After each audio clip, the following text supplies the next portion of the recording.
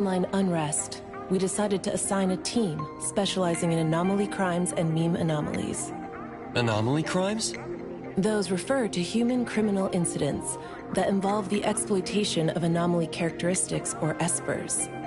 So the Bureau suspects that this isn't the work of anomalies alone. There are more and more divisions in the Enforcement Tactical Division nowadays.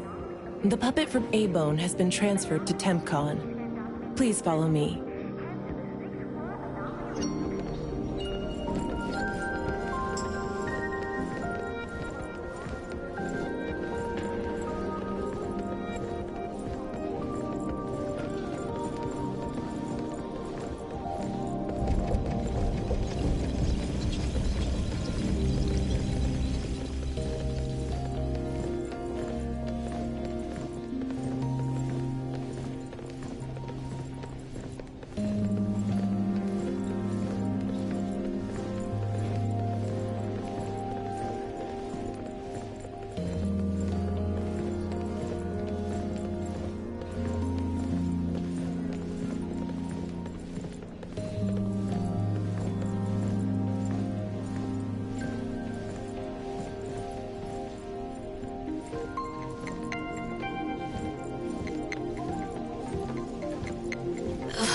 After so many years, the Bureau's shabby elevator is still so slow. Why wouldn't Alphard spend her budget to upgrade it? She hired so many new employees. Indeed, there have been many new hires after you left ETD. This is awkward.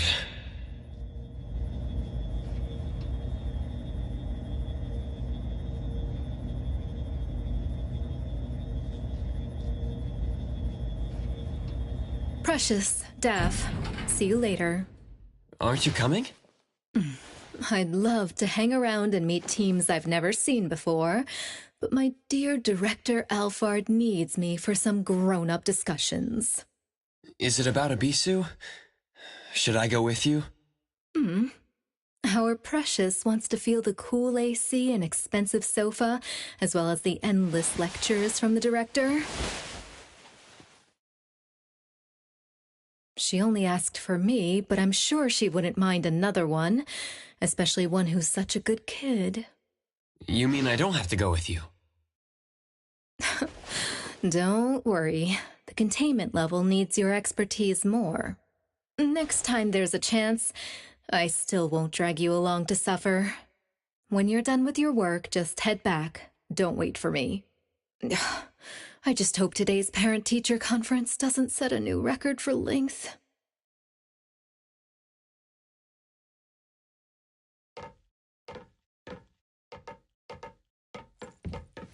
When I first came to the Bureau, Mint brought the anomaly to TempCon here, right? Yes, TempCon manages anomalies and derivatives that we don't fully comprehend. Depending on the situation, they'll either be nullified or transferred to the Seleno compound for long-term containment.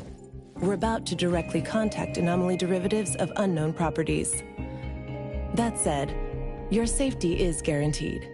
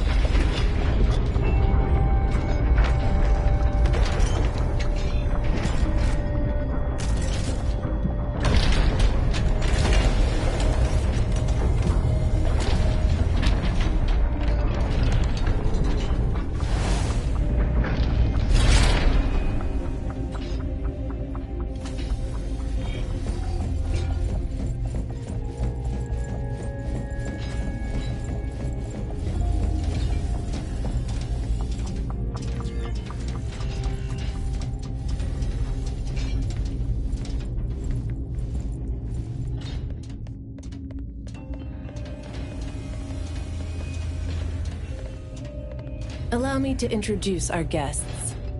These are anomaly hunters from A-Bone Antique Shop, Daffodil, who witnessed the suspect in the puppetization case, and the appraiser, who has keen perception of anomalies.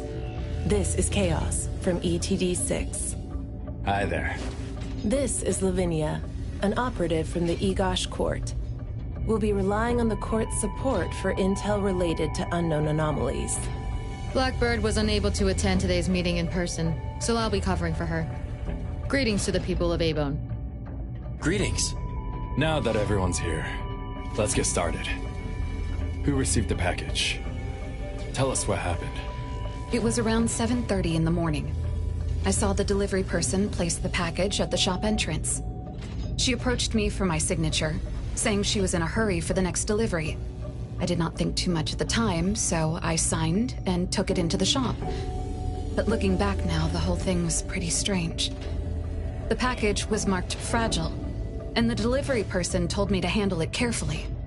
But the packaging was flimsy. Do you remember what the delivery person looked like? A young woman, not particularly tall. Short hair, in a Cool Express uniform. I didn't get a good look at her face, since her baseball cap was in the way. Curious. From the package to the delivery person, everything was fake. According to our investigation of the Cool Express in Bridge Crossings, the delivery person responsible for Hankaku Street does not match Daffodil's description, and their work records show no irregularities. The shipping records from the package center also show no fragile items being delivered to A-Bone. Someone disguised themselves as a delivery person just to give A-Bone a puppet? Correct. The question is, why would anyone do this? Considering this may involve matters affecting A-Bone's interests, I'd like to consult with both of you. We also don't have any leads. Sorry to interrupt. I was thinking, what if this person wanted the appraiser's help? A puppet that allegedly was transformed from a human, wouldn't it retain traces of an anomaly? If that's the case, shouldn't a client have come forward to explain the situation? Even without a client, what harm is there in examining a gift at your doorstep? Can I take a look at it? Please, go ahead.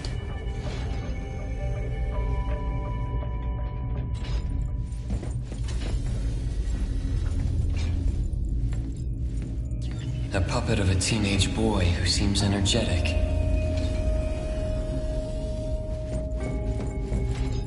A puppet of a young woman with a gentle expression.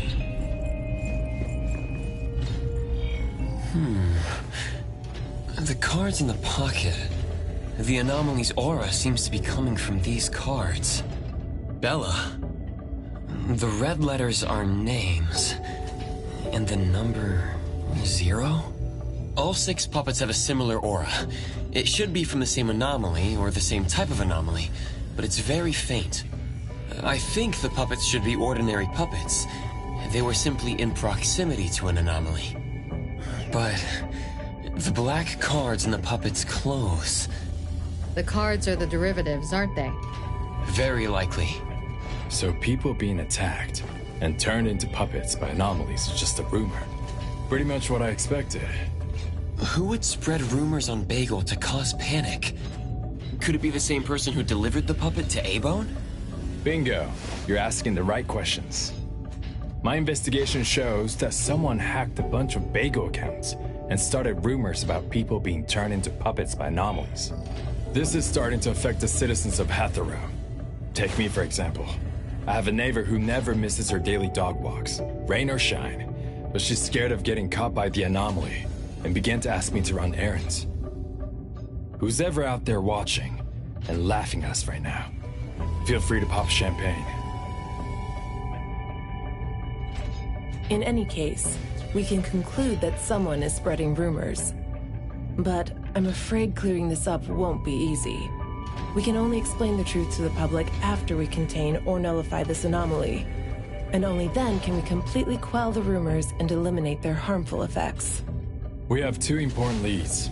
First, the puppet was delivered to A-Bone by a fake delivery person. However, neither of you know anything about her, so we'll have to set that aside. At least we're on the right track. The second lead is that the anomaly can write. In my experience, this is quite rare. I wonder if the Egosh court has any records of such anomalies? Could you help us interpret it? Unfortunately, we haven't found any matching anomalies in accessible records. If we can determine the identity of the names written on the cards, I may be able to help. I should be able to glimpse at their fate through divination and understand what they've been through. Chaos, consider this. If anyone received a black card from the anomaly, you are welcome to bring them to the witch's house for divination. Understood. If anyone from A-Bone discovers new leads, please contact BAC as soon as you can. We will look out for more leads. Very well, let's adjourn. Thank you very much for your assistance. Who could it be? If only I paid more attention to the delivery person. Daffodil, you couldn't have expected this to happen. A-Bone's safety is my responsibility. This time, I left my guard down. Still, it's good to know that no one was actually turned into a puppet. Looks like N.T.E isn't finished yet. Appraiser, if you're tired, you should head back. Let me handle the rest.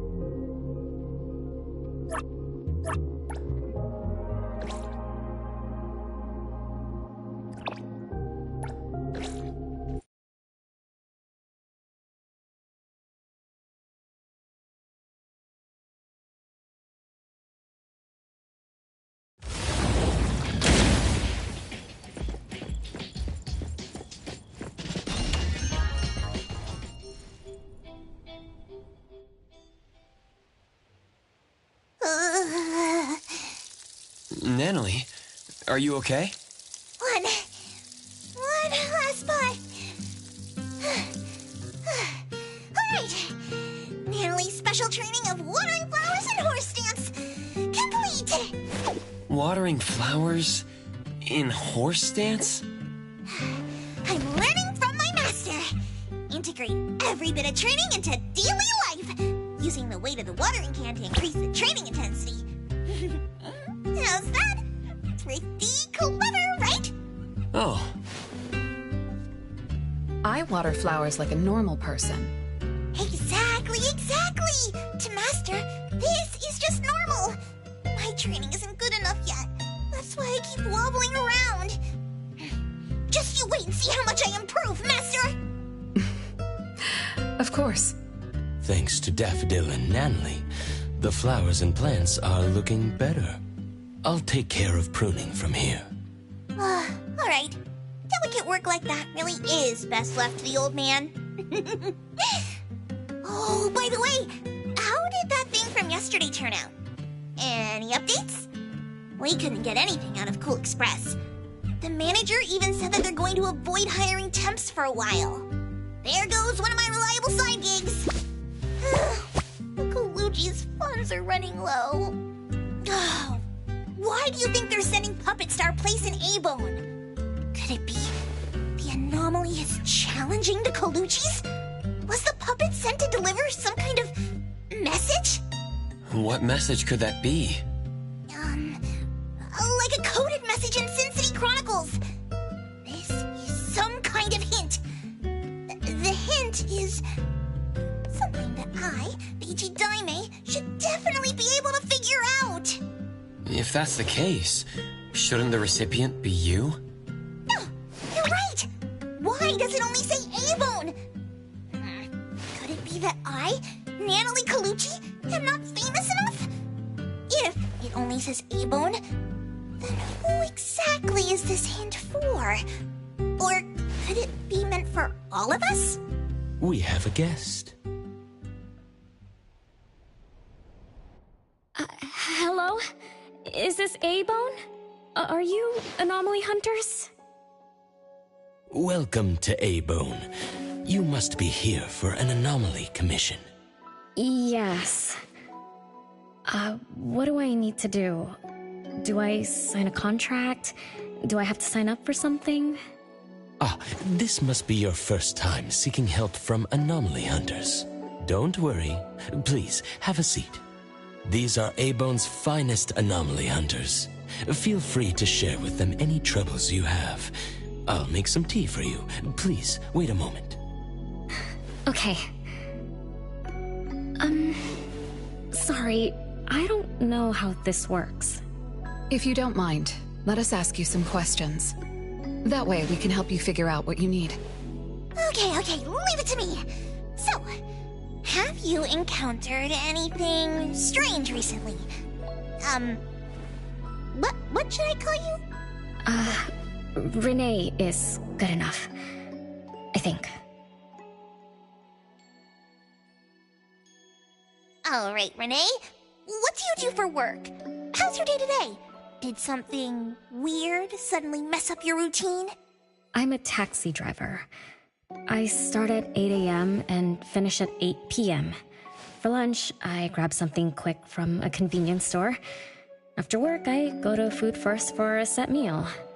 The weird thing is, for the past few days, every night at exactly 9 p.m., this strange guy in a cloak shows up and attacks me. Though he looks scary and hits me pretty hard, when his attacks land, I don't feel a thing. I just cover my head and let him attack me for about 10 minutes. Then he leaves. Well, I think he leaves. When I peek through my fingers, nobody was there. That's about it. Isn't this strange? He attacks you every day? Even if it's just a prank, that's messed up. Here's your tea. Thank you. Every night at exactly 9 o'clock? What kind of kink is that? Maybe it's like those guys from gangster movies who like to dress up scary to shake people down for money. They usually show up at the same time to establish an air of authority. Oh, I can't believe there's a lowlife like this on my turf! I'll have to talk some sense into him with my fists! But I don't remember owing anyone money. I did nothing to deserve harassment from this debt collector. He never says a word, just swings this huge scythe at me. It's terrifying. You don't feel any pain when he attacks. Could this be a hallucination? Or is this debt collecting some kind of anomaly activity? That makes perfect sense! Yes, it should be an anomaly, just like Fuka said. She told me to look for help at the A-Bone antique shop. Who's Fuka? She's my friend. Well, more like my food buddy. Fuka said it's definitely an anomaly, and the anomaly hunters from A-Bone antique shop can help me. She recommended her shop? That's a first! Thanks to me, Natalie, the tiger of bridge crossings, Ichi-Daime of the Colucci family! Oh, I've made a name for ourselves. People are finally going out of their way to recommend us!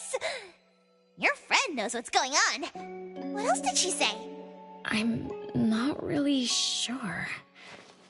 I just know that she said I should get your help as soon as possible. Are there any other strange things going on besides that? It's hard to say. I don't know. Sorry, I don't have a great memory. I only have vague impressions of most things. How about you go ask Fuka? She also saw the anomaly in the parking lot that day. I think. She seems rather scatterbrained. It'd be good to hear what others have to say. It's almost mealtime. Fuka should be at food first. Shall we? What do you think, Appraiser? Master? This is our first commission of the day. We'll help figure this out and see if there's really an anomaly causing trouble. Let's not disappoint this very tasteful person who recommended us. Let's go take a look. How about you, Master? Master hasn't worked on a commission with the Appraiser yet. Maybe this is a good time to show you my latest training results! Hattori has no plans to go out today. Rest assured, I'll watch over the shop. Very well. Let's head out. Let's go. It's been a while since I had food first. Oh, I'm craving for their hamburger steaks. Hey, old man, we won't be back for dinner tonight. Take care.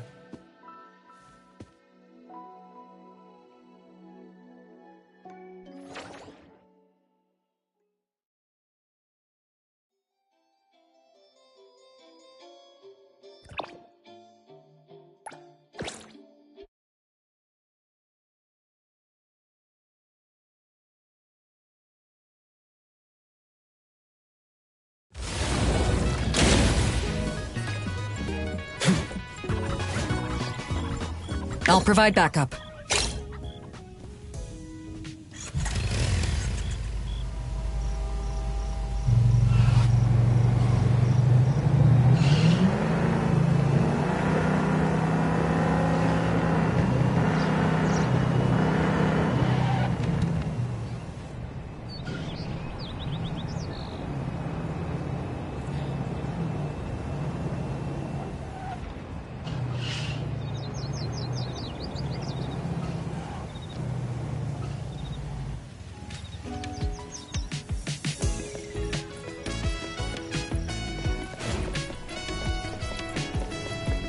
I will see through the Nexus.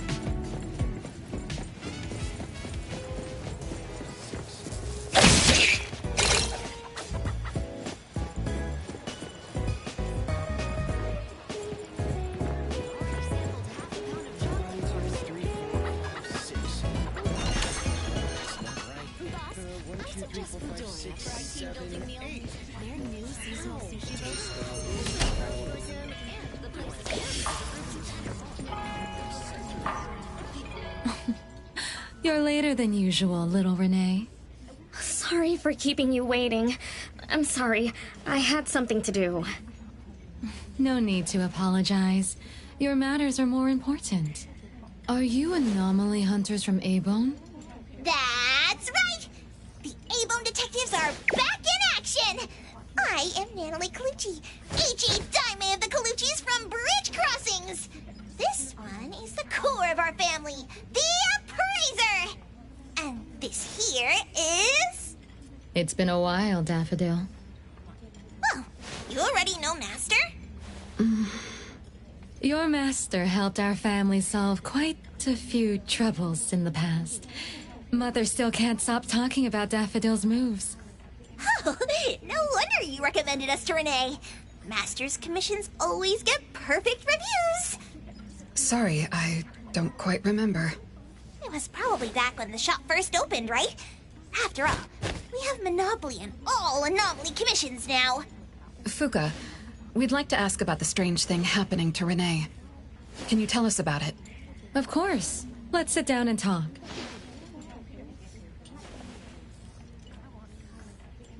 Two nights ago, little Renee and I finished dinner and were about to head home.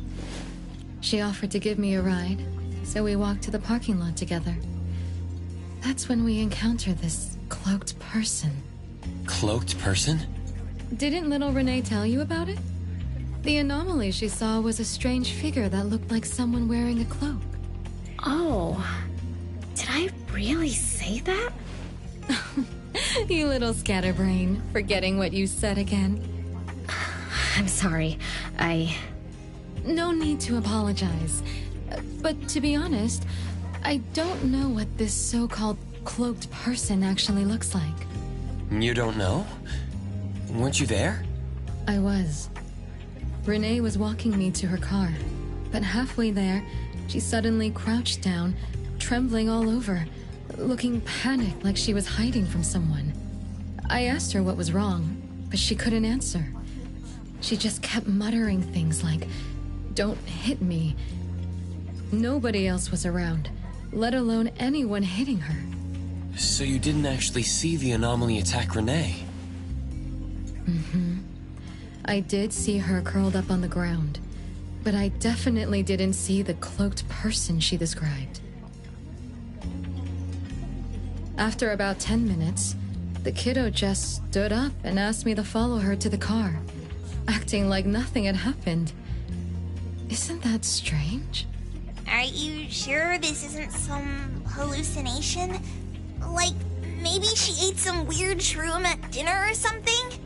I thought she was hallucinating at first, but on the way home, she told me that this weird thing happens every night at 9 p.m. It didn't sound like she was lying. Not a hallucination, only she can see it. Harasses her every night at the same time. With something this bizarre, it's gotta be an anomaly causing trouble. So, any leads yet? Hunters from Avon? I see. Can I ask one more question? Of course, Daffodil. When Renee was clearly unwell, why didn't you contact a doctor? That's right. She acts like she's nice, but when her friend was in trouble, she didn't seem to be concerned or help her. Well, I was worried something might be wrong with her, so I told her to go to the hospital. But the girl insisted she was fine. So I just let her be. You also suggested that she should seek help from A-Bone. That's because I later realized Renee must have gotten herself into trouble with some anomaly. So I thought of you. Wouldn't it be better if you experts helped her, instead of having an amateur like me mess around? Daffodil, you may be thorough, but you always get obsessed with details. Same old habits. I'm the one who told Fuka that I was okay. Really, I'm fine. It didn't hurt at all. It's just that the anomaly was scary. Thanks to Fuka for explaining everything that happened. I'm not so good at that. I feel like I don't really know what's going on. We've been talking for so long, we almost skipped dinner. I'll buy everyone food tonight. Take a look at the menu. What do you want, Fuka? Same as usual. Spicy chicken cutlet curry rice. I'll have the same. I don't know about the other stuff at this place, but I like the spicy chicken rice, since it doesn't have those gross green peas. What about you, Nenali and Appraiser? Go ahead and order something you like. We'll gladly take the offer.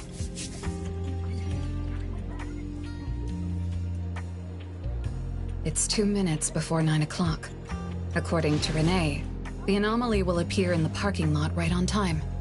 I wonder if we'll get to see that cloaked person show up to collect debts. From what Fuka said, not everyone can see it, right? Or maybe ordinary people can't see it? It might not be a weirdo in a cloak either. After all, she's a bit scatterbrained. She could have gotten it wrong. There are many anomaly hunters here to protect you today. No need to be afraid. Thank you. You always take care of me. Then I'll walk ahead. I'll show up soon. You should understand the satiable thirst for knowledge and how the most popular containment of intelligence. If one set up a challenge, I don't have that other. I'm going to the library. I'm skipping time. So what should I buy? It's for a coffee. I wish I could take your hand.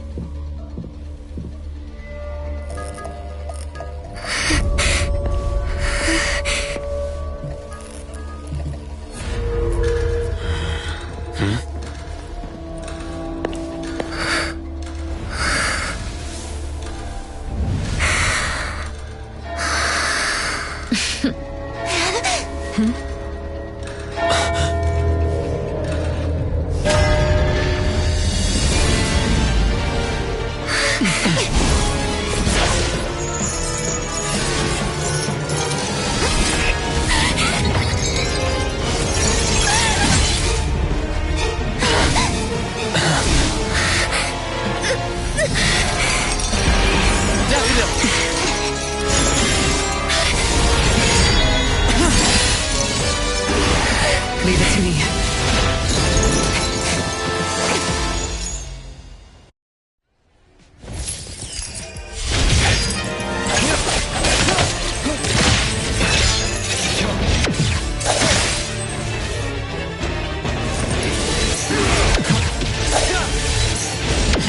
Not difficult.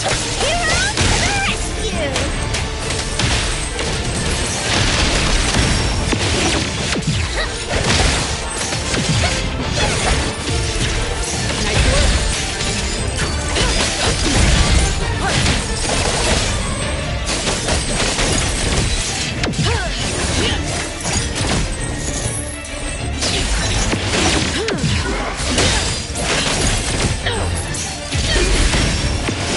You don't know how to give up.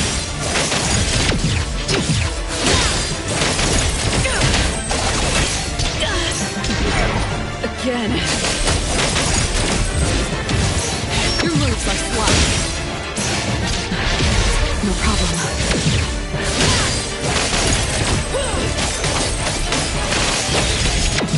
You don't know how to give up.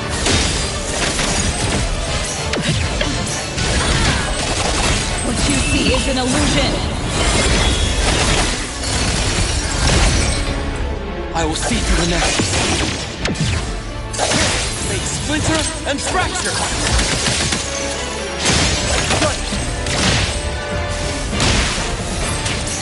Don't shoot from behind! Just swarming? Everyone, follow my command!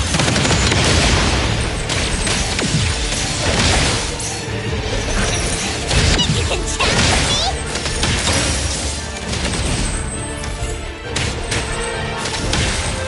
Trust me.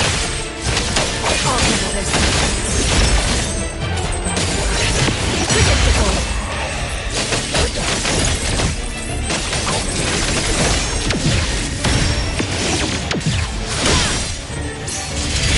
Your moves are sloppy.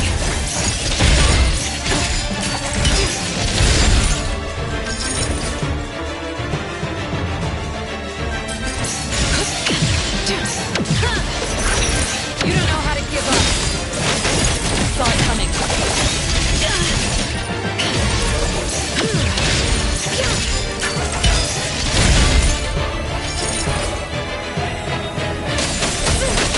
Let me take over.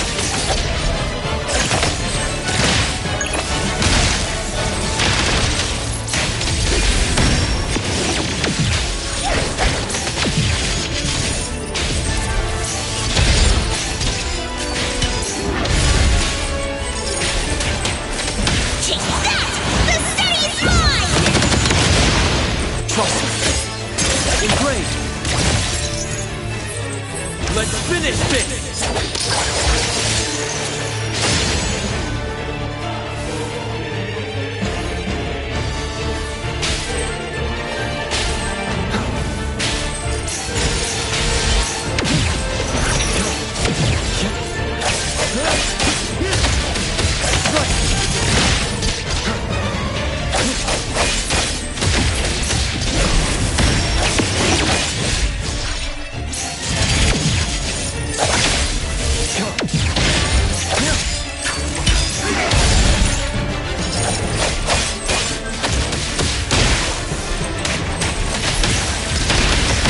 I will see through the next. Be careful.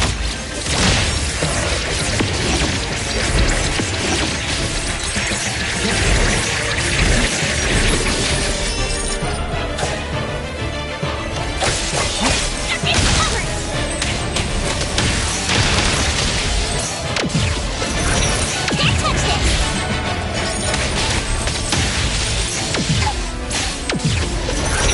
Think you can challenge me? Everyone,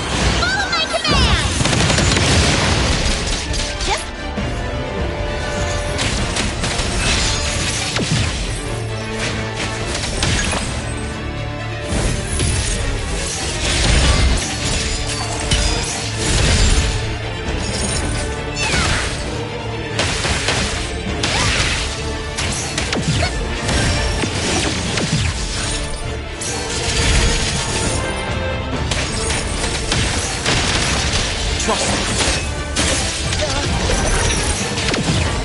Engrave. Divide. Psychero.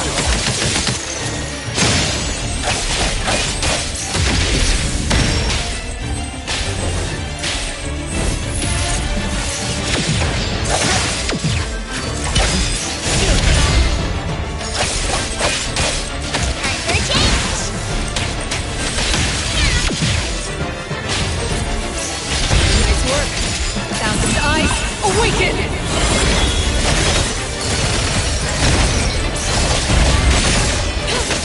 I will feed you the Nexus.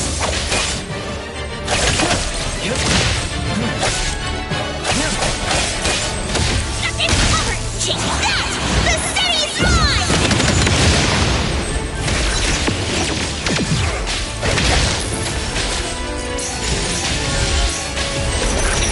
Can't touch this!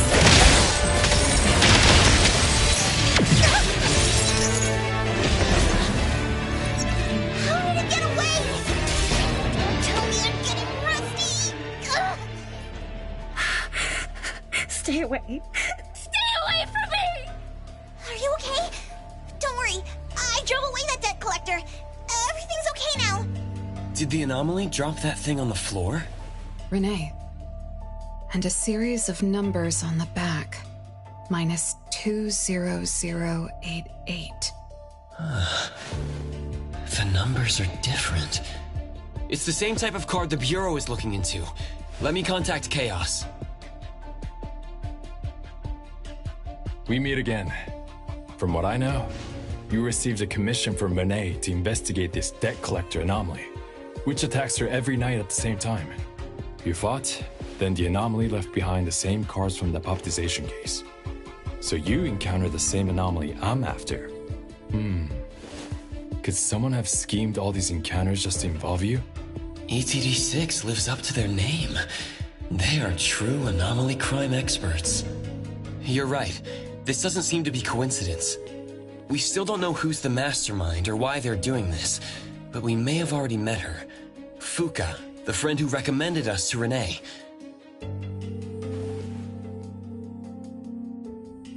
Wait, she was here just a moment ago. She's already gone. What did she say? She recommended A-Bone because Daffodil had handled her mother's commission before, which left an impression. Daffodil. Daffodil. So it's Daffodil again. Interesting. Thanks for the information. We should make a trip to the witch's house. Good thing it's not too late. So I'll ask the Blackbird and her team to work some overtime. Aren't you coming with us? Of course.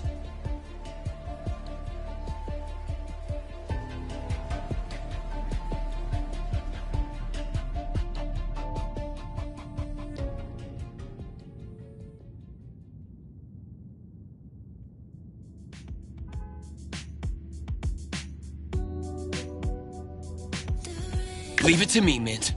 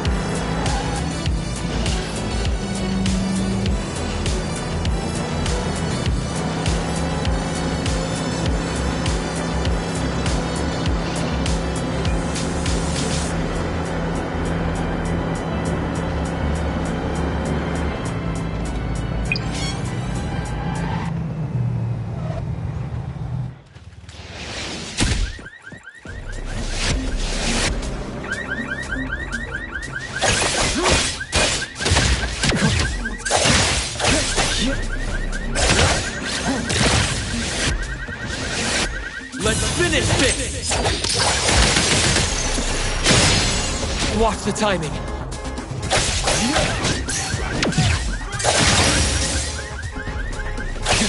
My mistake. Here it is!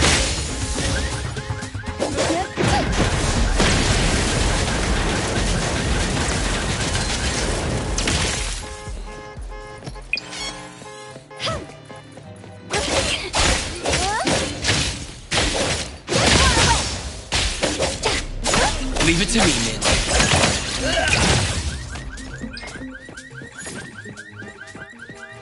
N.T.E.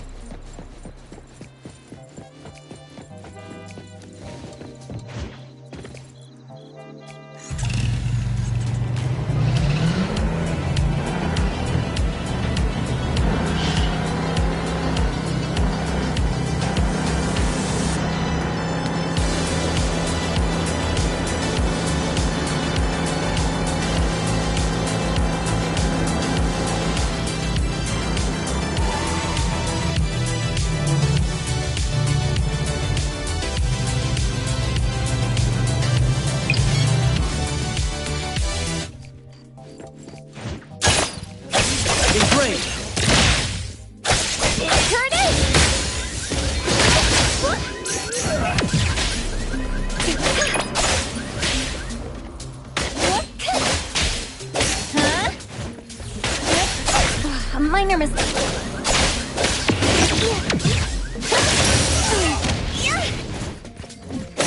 I won't let you down. Difficult situation.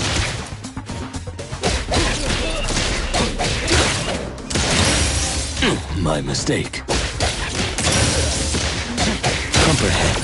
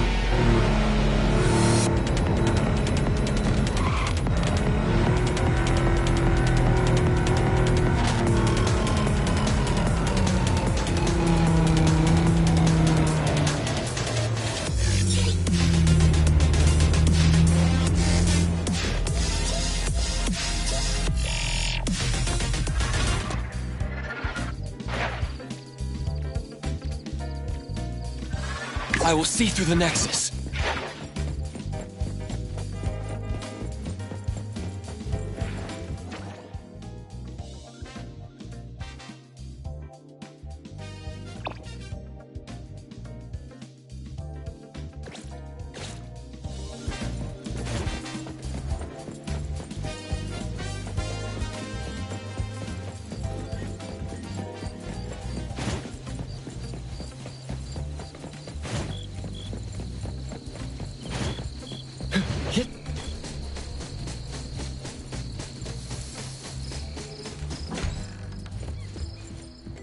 Greetings. Welcome to the witch's house. Hello. Sorry for disturbing you this late. Good evening. This young lady was attacked by the puppetization anomaly tonight. Huh? Wait, what anomaly? The one that turns people into puppets? So, those people really were...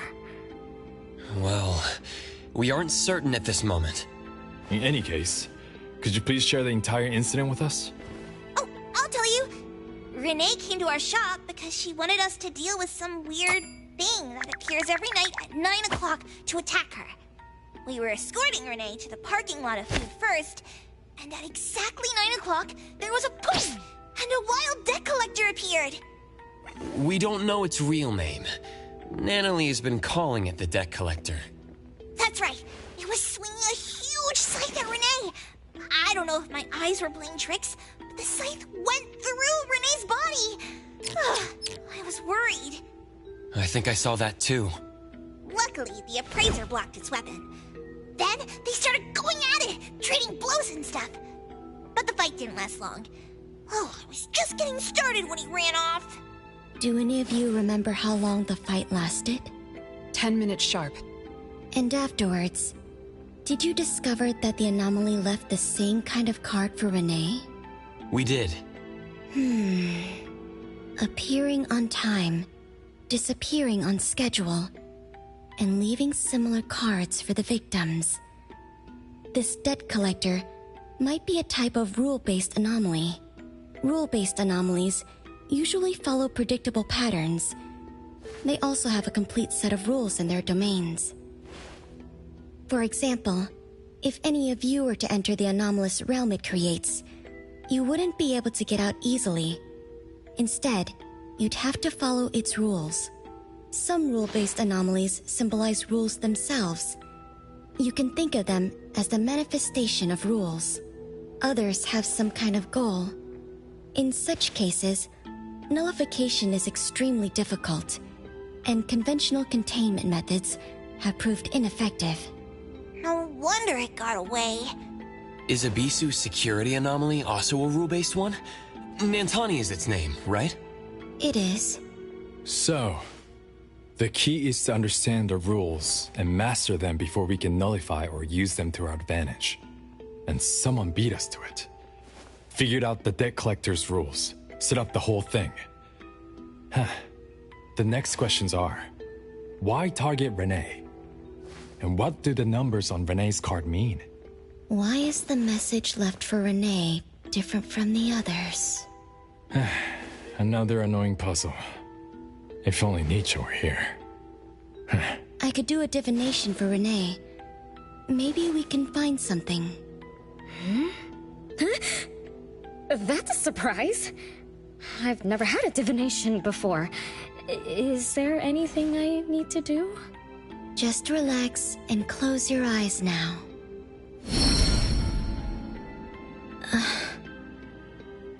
Oh, lost child of fate.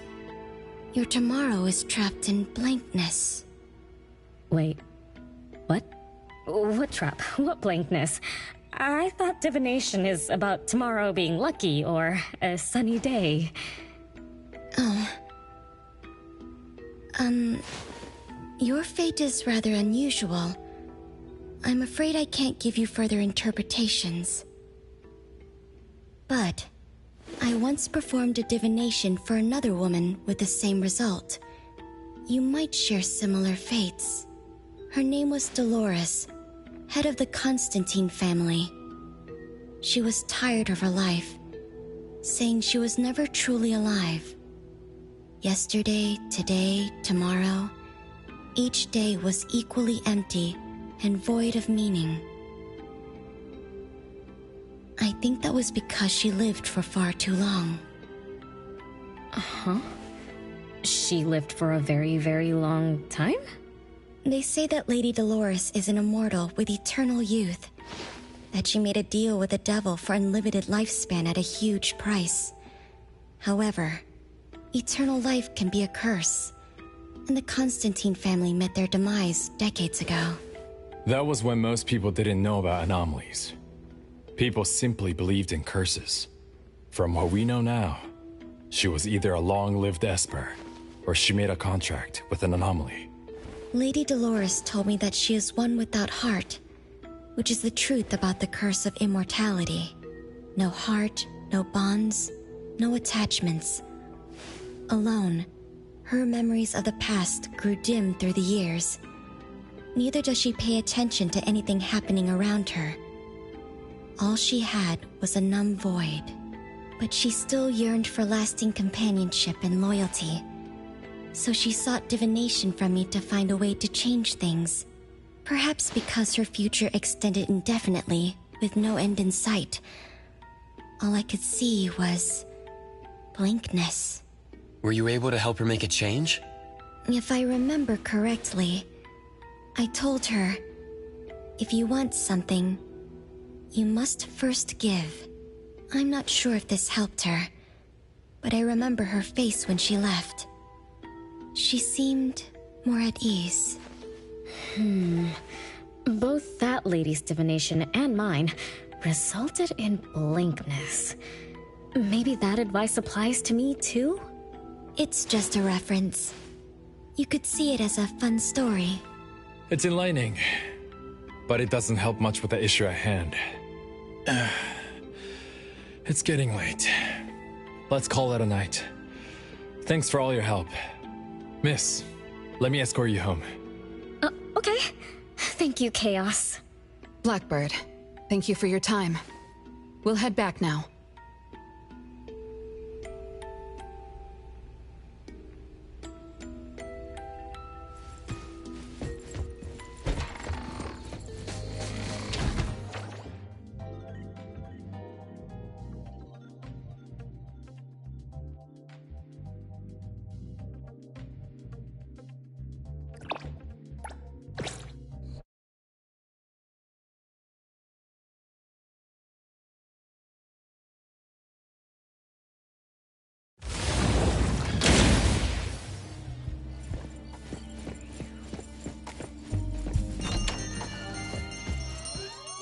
Whoa! It's already so late! Today was a lot of work without a lot of results, huh? A rule-based anomaly, weird messages on a card, then some story from way back. There seem to be a lot of clues, but there isn't a way to connect them together. They must be related. What could be the missing link?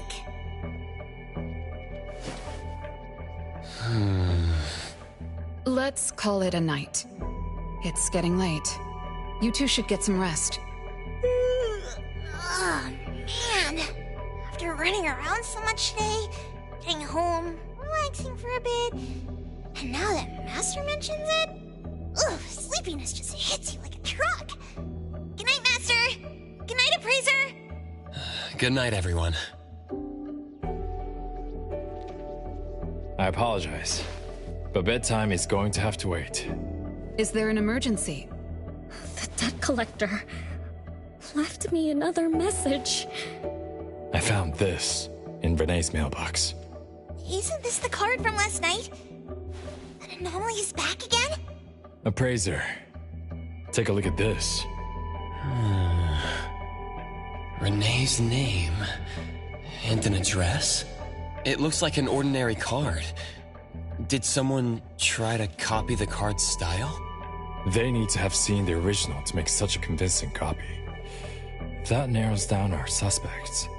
You mean Fuka, who witnessed our battle with the debt collector last night? And the person who delivered the puppet. Don't you think they're working together? They sent Renee a formal invitation and are waiting for us at the old Constantine family estate. That address belongs to the now defunct Constantine family. Renee, are you somehow connected to the Constantine family? I knew last night's story was different. I don't know. I don't remember. I'm just a taxi driver who's always been alone. How could I be connected to some strange family? Oh, I'm sorry. I'm not helping. All right. We just have to find someone who has an answer. Let's go. Wait, don't go yet. This is Ebon's commission. Daffodil must come along. Others can join us too. I don't have stupid rules about not getting others involved. Master, the appraiser, and Natalie Colucci. The mystery of the debt collector is about to be revealed!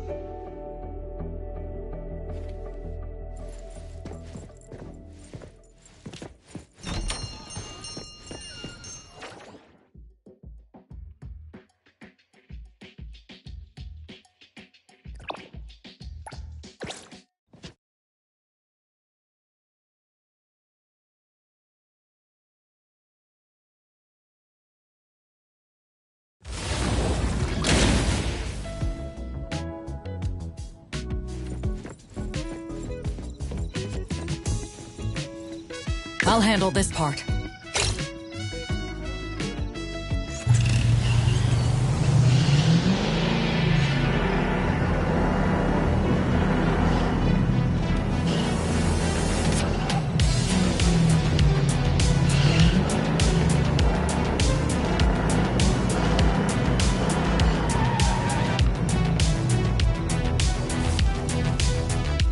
Let me take over.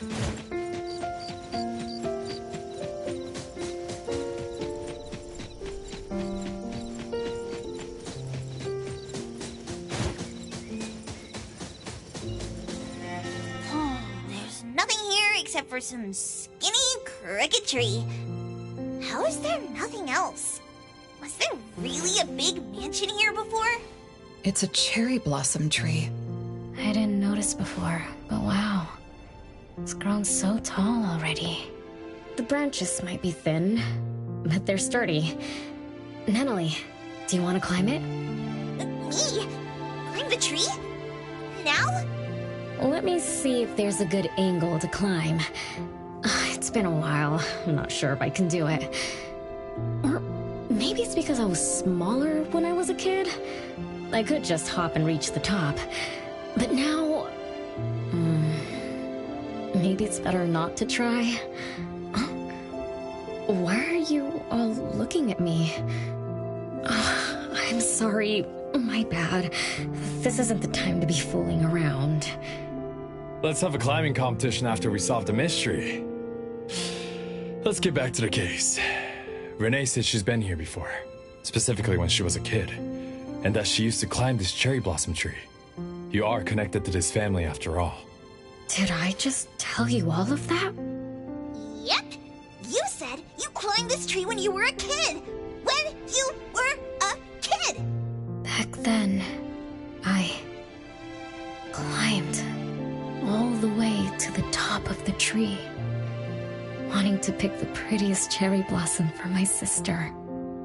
But it was so tall, and I was too scared to climb down the same way. Luckily, someone caught me. Huh? Was it my sister? Or Mom?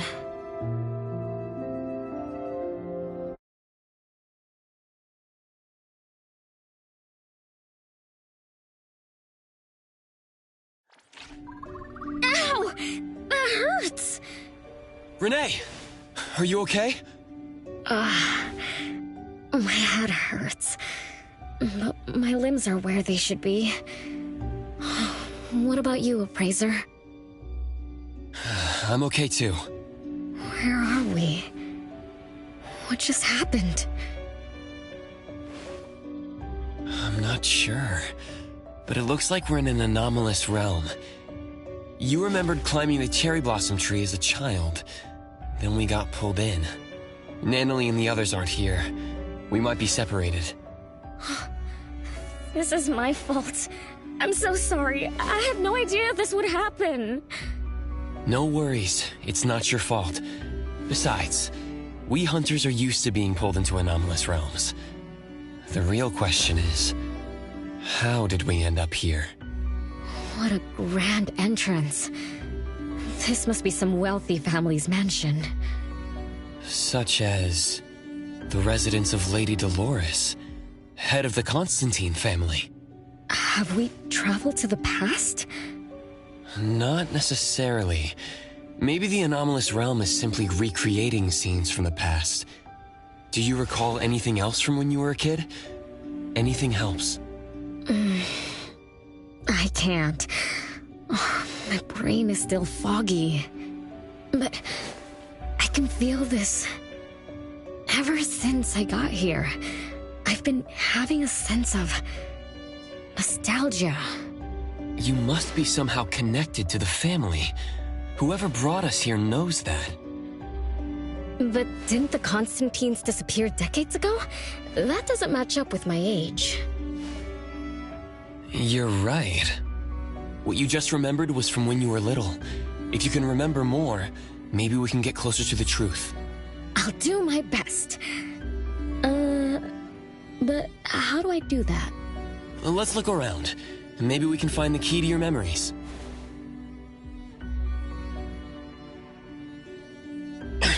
Strange. It won't budge. I'm feeling rather shut out. Is this really a door? It feels so strange. Maybe it needs to be opened from the other side? Maybe. Let's check over there.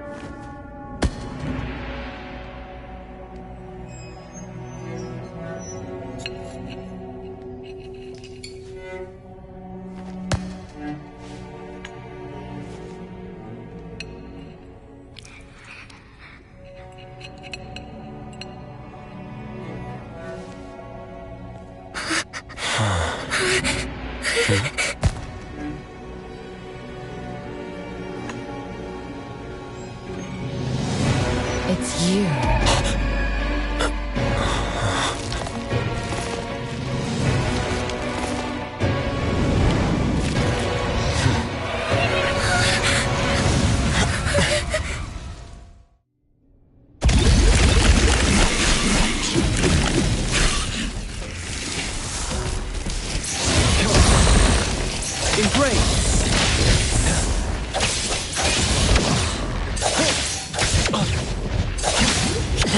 Not too difficult. Come on.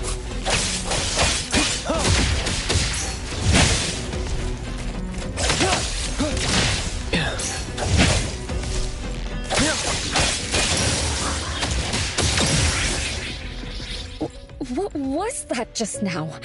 Something from the past? A family sitting around the table getting ready for a meal. Is this space replaying events from the past? How strange. It's like watching a movie. That's called a reenactment of the past. But did I just upset them? They don't seem too happy to see me. Don't worry about that. Anything can happen in an anomalous realm. In fact, hostile anomalies are rather common. Do you have memories of what we just saw? It somehow feels familiar. Especially with the person who lit the candle.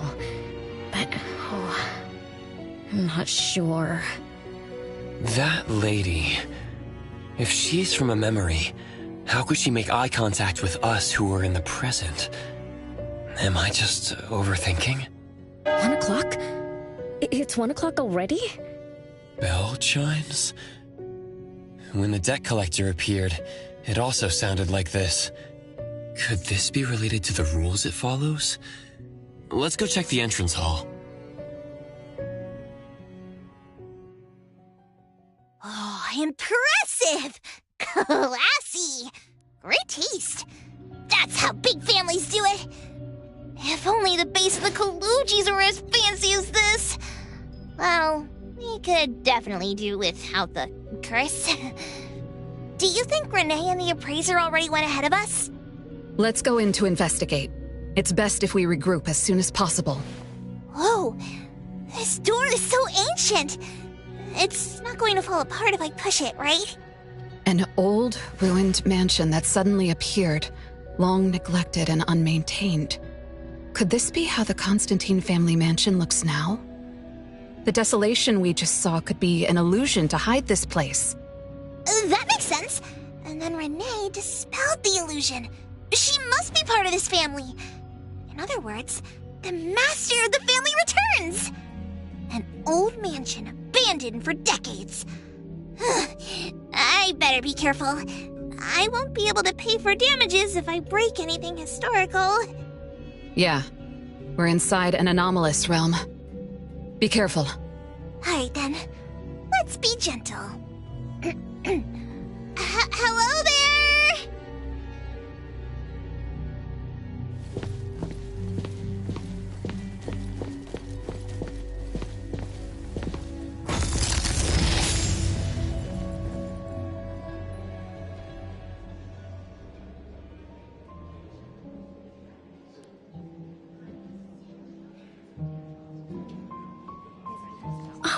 It's that lady from before.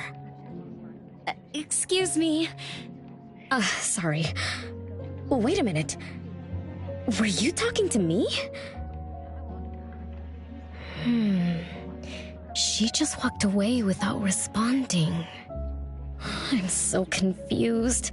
We can talk to people from the past? It's like an interactive movie. No, wait.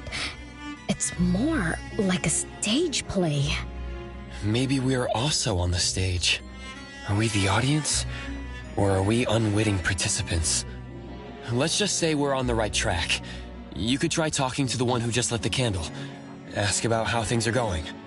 That lady. Oh, there she is. We'll have to squeeze through the crowd. It's going to be tough. Why are there so many people here? Are they having a banquet, salon, or something like that?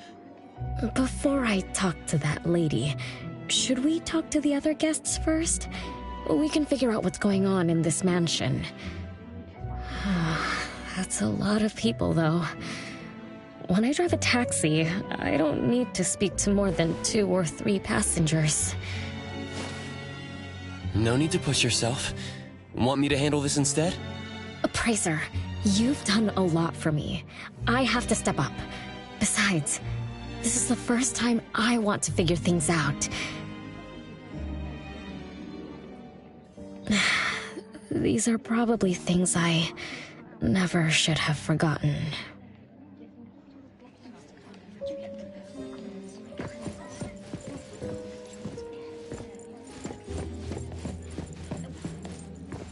I might not have another chance like this. Ugh, I better make the most of this. We need to seize this last chance to butter up the lady. Maybe she might even invite you as a guest in the future. Oh, don't even think about it. Look at all these people. Everyone is trying hard to impress her.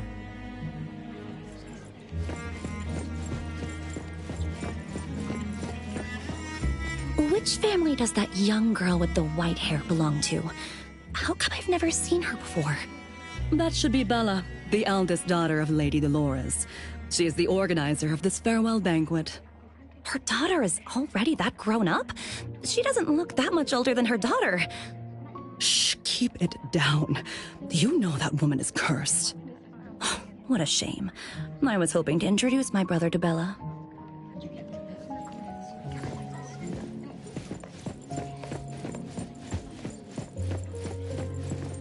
The salon has been running just fine. Why is it getting cancelled?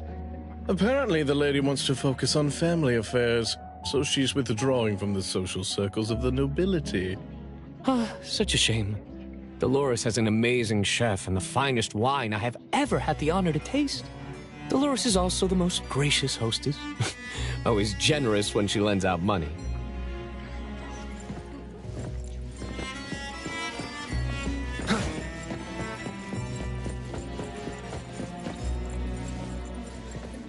That woman is finally stepping down from the stage. Tut-tut, shamelessly enjoying eternal youth. Just because she had a deal with the devil. Look at this mansion. Look at all these treasures. Who knows how much wealth she's swindled over however long she's been alive. This is my last chance to find her source of immortality.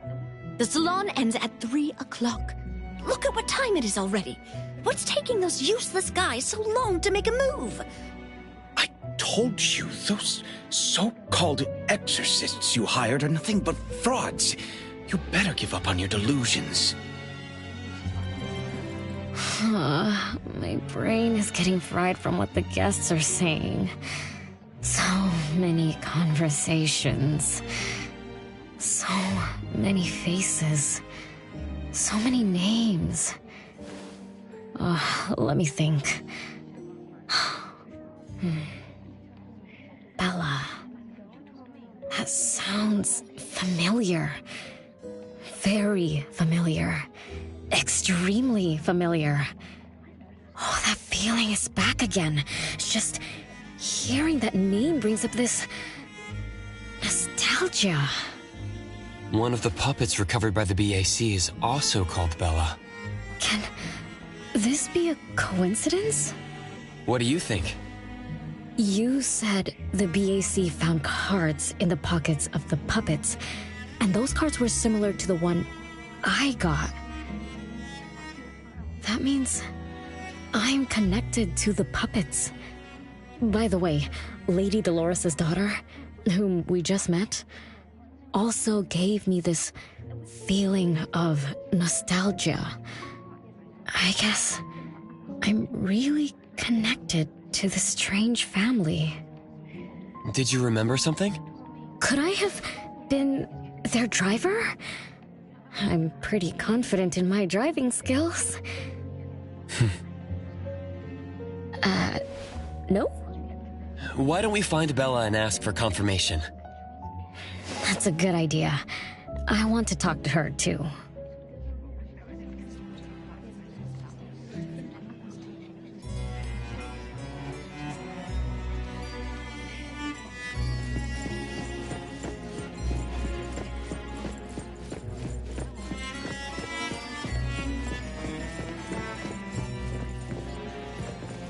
Renee, this isn't a place for kids. Huh? Bella? You know me? Child, I'm your older sister. Remember, you should address me in a formal manner. I can't believe I have to tell you this. Mother has indeed spoiled you. Sister? My big sis? Why are you so confused? Oh, did you oversleep again? Mother warned us not to interrupt her salon, but you just had to go see what's going on. Like the time you hid in that cabinet to peek through. You ended up very disappointed, remember? You said adult social gatherings were boring, so you dozed off. You fell asleep in that cramped cabinet. When you woke up, you were so groggy that you forgot where you were and what you were doing. And then And then you woke up, but someone had shut the cabinet door, leaving you in a dark, cramped space. You snapped and started to cry. Desperate to escape, you threw yourself against the cabinet door. That day, every guest witnessed the extraordinary commotion you caused. You completely ruined Mother's salon. I didn't mean to, big sis. Is that so? Do you really think I'm your sister? Huh? big sis? But aren't you? No, Renee. I'm just a shadow bound to this place, destined to meet you. Though you might have forgotten or abandoned us, we've been waiting for you all this time. We've been waiting to relive these moments with you. So, I really am part of the Constantine family? I'm her daughter? Looks like that poor brain of yours still remembers something. If you didn't even know your own mother, how sad would it be for those who love you? Where are they? Mom and the others. Are they still home? My dear sister, this is the Constantine mansion trapped in the past. Everything that happened here, everything about us, reenacts over and over again at this place. Come on, Renee. To return to the past, you must reclaim the choices of your past, including all your mistakes. If you're not Renee's older sister, then who are you? Shouldn't you ask her why I appear as Bella? The answer has always been in her heart. I don't understand. Wait, sister! It's all right if you don't understand now. I've been waiting for you for so long. I don't mind waiting a little longer. Bella. I think I'm starting to remember. She was the sister who caught me when I fell from the tree. She's been here all along, waiting for me to come home. And why is the puppet also called Bella? I don't think the Bella we met is a real person. Remember how this is an anomalous realm? So she's my sister from the past. Though, I don't understand everything she said. That's what she meant, right?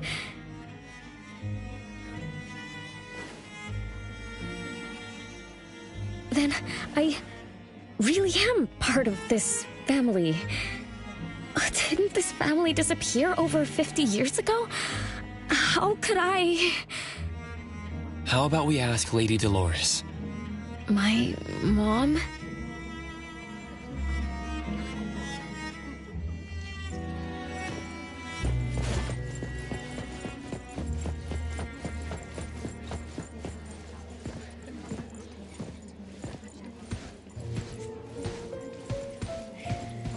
Hello, can I pass through?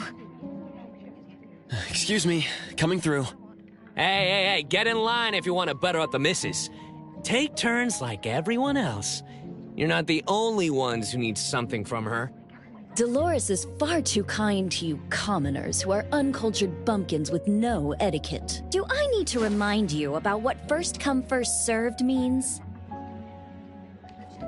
I don't think we can squeeze through. These guests aren't very friendly. There was one bell chime when we came in. The salon started at 1 o'clock. If this scene closely follows how it played out in the past, they should leave as soon as the salon ends. We should be able to approach Lady Dolores then. Oh, good point.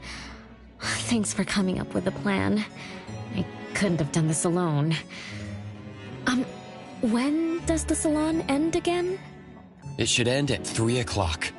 So we wait until the clock chimes 3 times.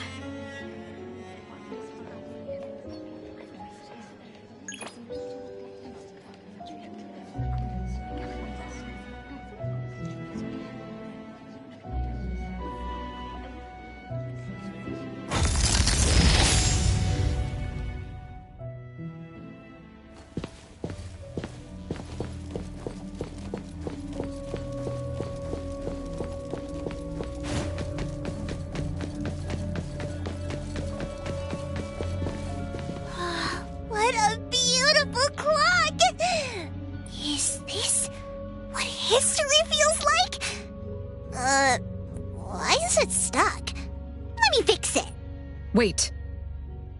What's wrong, Master? Is it dangerous? It's best to remain vigilant in anomalous realms, especially with clocks. Oh, right. That debt collector anomaly is also related to clocks. Blackbird once mentioned that rule-based anomalies follow established patterns strictly. It would be a good idea for us to pay close attention to time. Got it, Master. Let me look around for clocks, watches, and stuff like that. But, I guess I was in a bit of a rush. It doesn't seem it cost anything, though. The debt collector didn't appear this time. Ouch! My ears! Something else showed up. Hey! Watch this!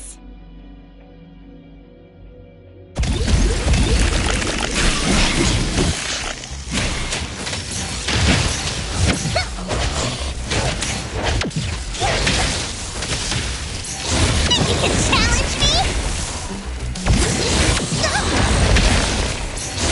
Just work.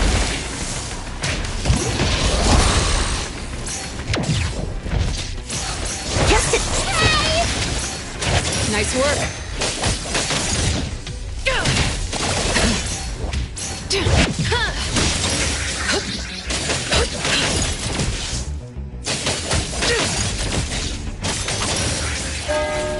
It's 3 o'clock now.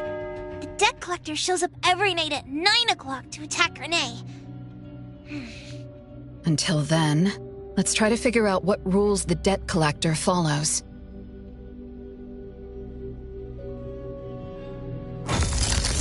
Oh, it's 3 o'clock already. As you expected, all of Lady Dolores' guests have left. I'm going to see Lady Dolores now. Take it easy. Don't be so nervous. I'm here with you. Okay, deep breaths. Deep breaths.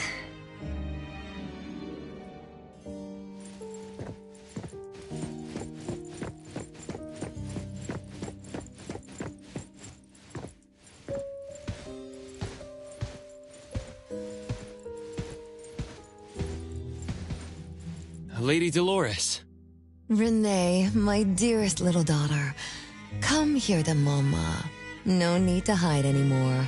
The troublesome people are all gone now. Mom? Are you angry with me? I was too naughty. I hope I didn't interrupt your salon. Angry? How could I be? I just didn't want you to see those people too early. To witness the greed, foolishness, and ugliness of those who long for so-called immortality. Are you talking about the people who were just around you? My little petal, they must have frightened you. I promise nothing like this will ever happen again. This pathetic charade will soon be over. Mom, you've always hated the salons? Feelings of love or hate didn't matter at first. I simply had to run the salons. I had to use these connections to reverse the decline of the Constantine family. Besides, I don't even remember all the little things. But even though my goal was fulfilled long ago, these salons kept going, one after another. Perhaps they weren't the only greedy ones. I was too. I was too young and too foolish. I mistakenly thought gathering them under this roof could bring me some comfort. However, they were nothing but a bunch who envied the family's reputation, coveted the wealth in this mansion, and lusted for so-called eternity.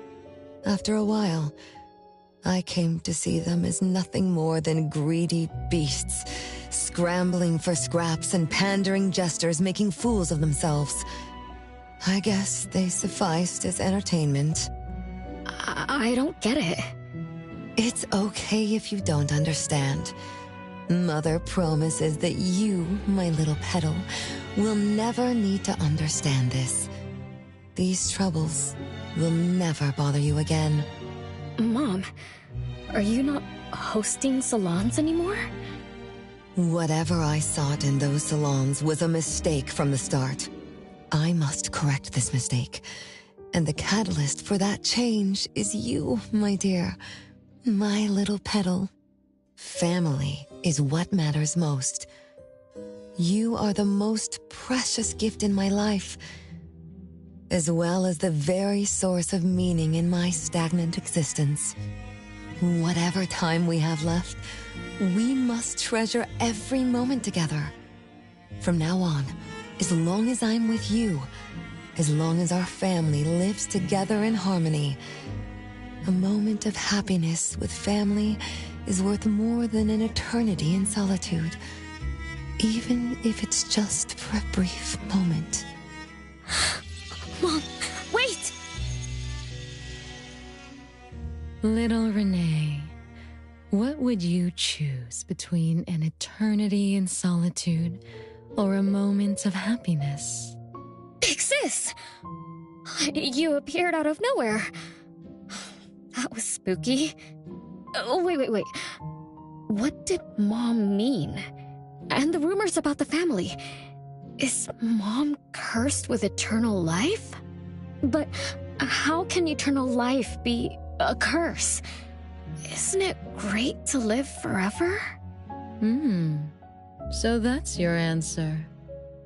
Well, having something is better than having nothing, and having more is better than having less. Right? Like, if you have endless time, couldn't you do as many things as you wanted? If I had eternal life, I wouldn't know what I wanted. And I wouldn't know what I could do. I wouldn't even remember what I've ever done. Is this my life right now? All this time, what have I been living for? Days with nothing to do, with no meaning, and with no end in sight. So that's why it's a curse. Poor Petal. It seems that even after forgetting us, you still haven't found what you desired. Or was the kind of happiness you were looking for nothing but drifting through life in a daze, barely conscious? No, I didn't forget you on purpose, Big Sis. It's not like that. Little one, you self-contradict and don't act as you say. But I believe you, because you've already paid the price. Just like your first answer, you made a choice before. That choice allowed you to return here by yourself, but it also made you forget everything, including us. You're saying Renee chose eternal life, like Lady Dolores. What do you mean? Me? Eternal life? No way. Did I? But what about you, Big Sis? Mom? Are you all alive? At least you weren't made into puppets. Thank goodness. Renee, you basically forgot everything about us. Mother, the one who gave us life, loved you so much. She used a picture of you as her bookmark. When she read before bedtime, her gaze would always drift towards your smiling face. Every little thing about you, your quirks, your habits, your childish nonsense, she remembered it all. You were the only one she had in her eyes and in her heart, as if the rest of us didn't even exist. And we are the same way too. Mother, Elliot, Teresa, everyone is waiting for you. Won't you come see them? Mom? And the other siblings? Hi. Everyone's waiting for me?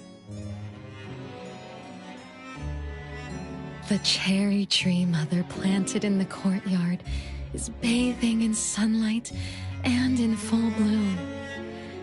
Time has come to a standstill, and moments of happiness place over and over again.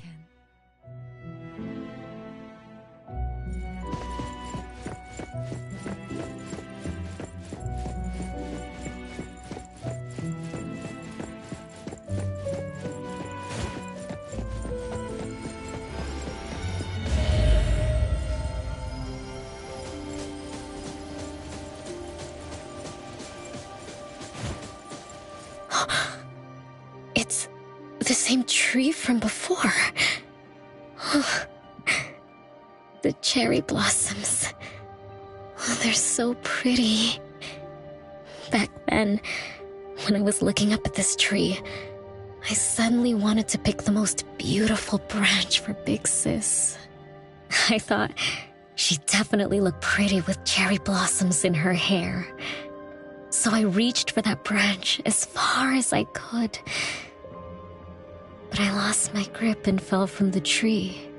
Then... oh, what happened after that?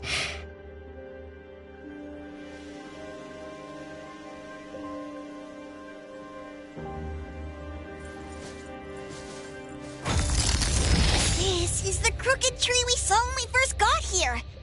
The flowers have withered. Just like the fate of the Dolores family. Be careful. Looks like we're not the only ones here for the flowers.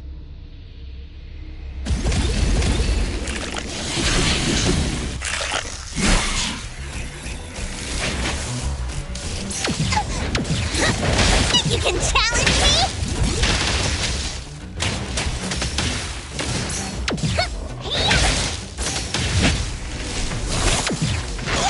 Can't touch this!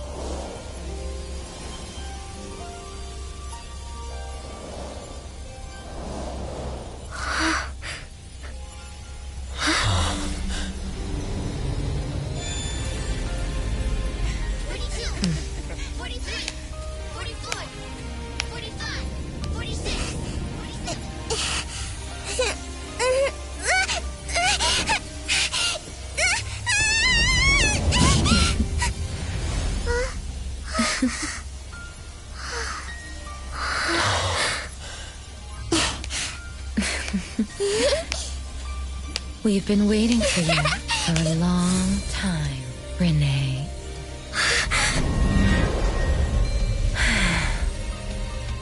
Do you remember the reason we were born? And the purpose we must serve?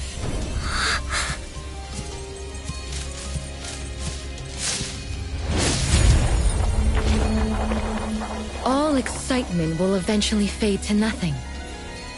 Mother has long grown tired and numb to it all. After enduring long and lonely times, a wish began brewing in her heart. We thus awoke to the blazing call of Mother's heart and came to her side. We swore with our very existence that Mother would never be alone again. Surrounded by her children, Mother found the companionship and happiness she had longed for. But she didn't stop. She kept yearning for more. Because we weren't able to satisfy Mother's deepest wishes in her heart. However, our Mother's wish was never fulfilled, and that day will never come. The last child to wake up, the most beloved of all, brought nothing to Mother and this family but curses, betrayal, and destruction. And now, she's back.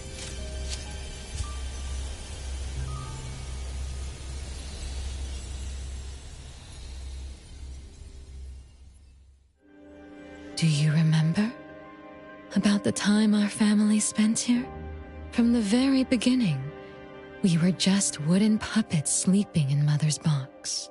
We opened our eyes in response to her deepest wishes.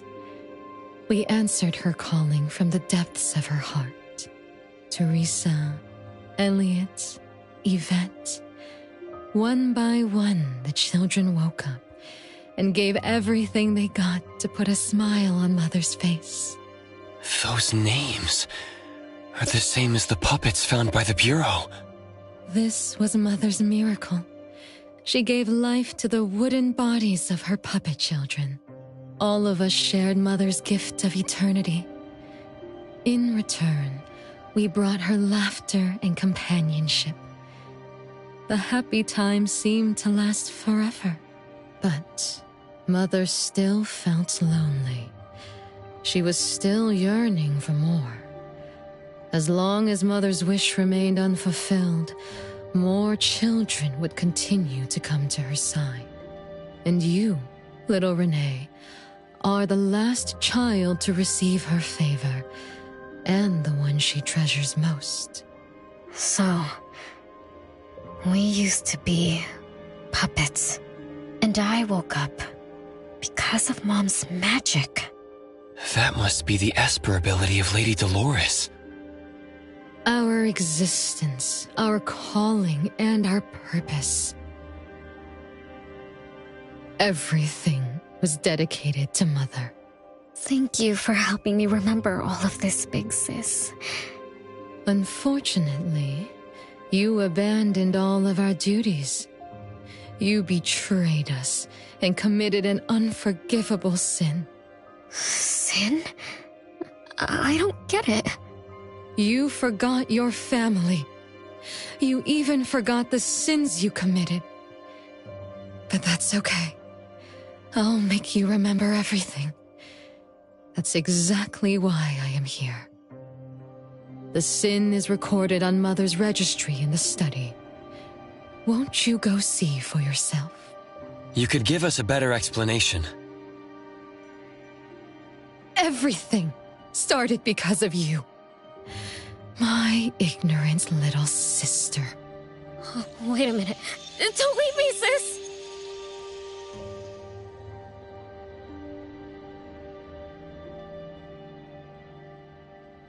Renee, you're remembering something, right?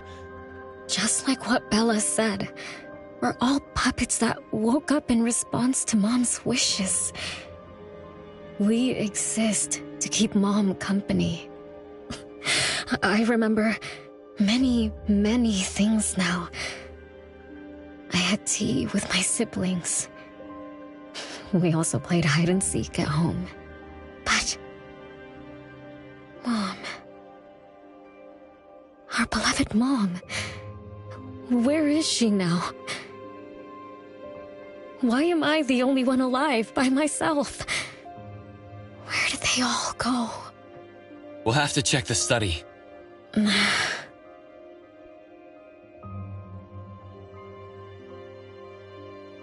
What's going on? I have no memory of that place, but I feel scared. There is something in the study.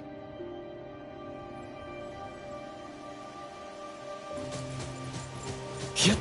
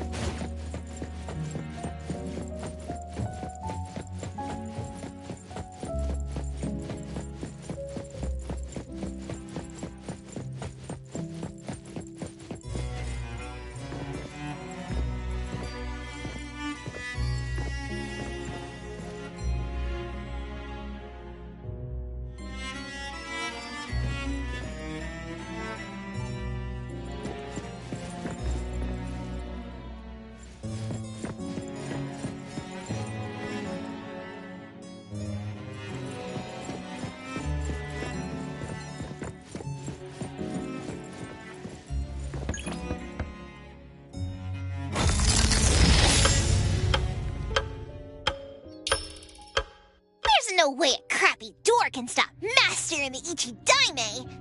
This is the only locked room in the whole place! I smell secrets! Do not let your guard down. Be careful. Yes, Master! Another grandfather clock? Ugh, either Lady Dolores is a clock nerd or this anomalous realm is related to the concept of time. Something feels off. Let me look closer. Wait, Nanalie. It's the anomaly that attacked Renee. I think it doesn't want to hurt us. We're not its target. Renee is. What was that thing about rule-based anomalies again? It follows rules. It only starts moving at exactly 9 o'clock, and its target is just Renee. You're right. Even if we attack it now, it'd likely be as futile as last night. If Blackbird is right, it only nullifies itself after completing its mission.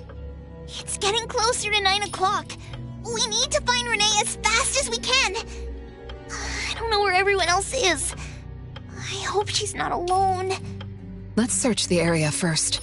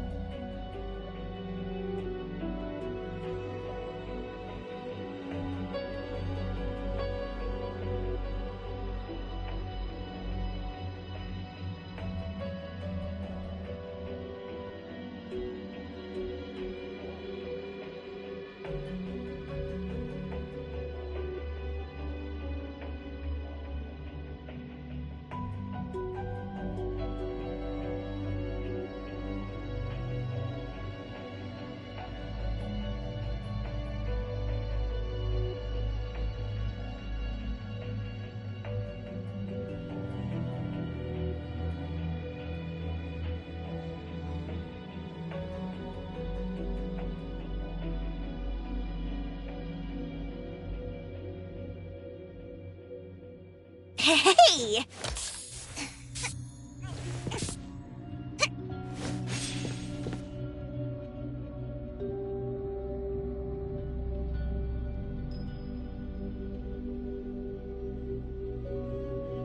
With so many siblings around, the house must be crowded, right?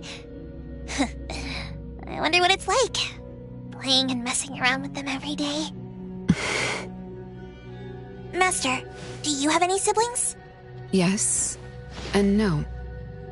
I did once live in a garden with many sisters, but none of us were related by blood. Huh? If you're not related at all, why did you have to live together? Mother collected beautiful flowers as she saw fit. Of course, she was also a woman with no blood relation to any of us. That's so weird. Oh, but isn't that not too different from the Constantine family?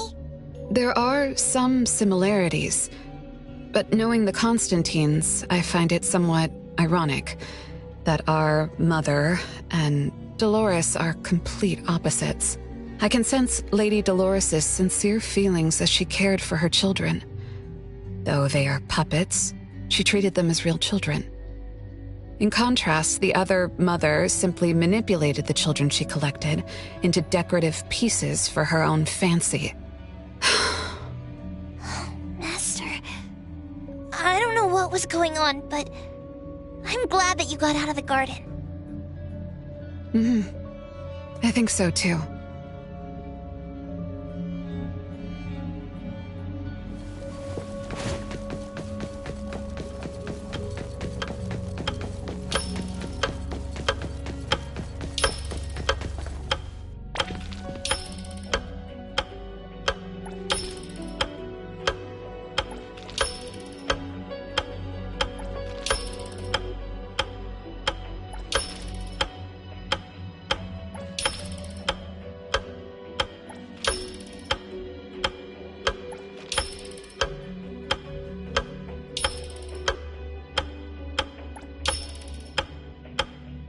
Chances are, Lady Dolores has met her demise. Only Renee's number is different. We won't let it turn into 0. The curse of eternal life, a fallen family, a blank tomorrow. Hints about time are all over the place. Could the numbers represent lifespan? Huh? Let's see. 20,000 days is roughly 50 years. Blackbird also said that the family was gone for about half a century. Wait, does this mean 50 years ago? Renee should have... Based on this line of thought, she should have withered along with the family. But for some reason, Renee still exists in this world. So as the days go by, she's just... racking up life debt? If the debt collector abides by the laws of nature, then I believe you're right. All creatures abide by the laws of nature. Birth, aging, sickness, and death. Those who defy them must pay a price. Even espers with near-infinite lifespans pay a price when they gain their abilities. Renee, what price did you have to pay? Why did your life freeze 50 years ago, instead of reach its end? The debt collector must be hunting you because the laws of nature require your removal. So the puppets at the Bureau, they were Renee's family? Removed by the debt collector? Master, what should we do? Renee's commission. A-Bone accepted the commission. There's no reason to break our contract. I'll do my best. You know? Yes, Mother. Even though you never allowed us to enter the study and never let us touch the registry, I understand. All the siblings, except for Renee, can hear the approaching footsteps of death. Each day we spend with you brings us one day closer to the end. Each day we dispel your solitude takes away another day from us. Isn't that so? It shouldn't be like this. As your creations, we are willing to warm your empty heart forever and bring you to the happiness you long for until you no longer need us. But she ruined all of this. When she was born, that cursed registry appeared in our home.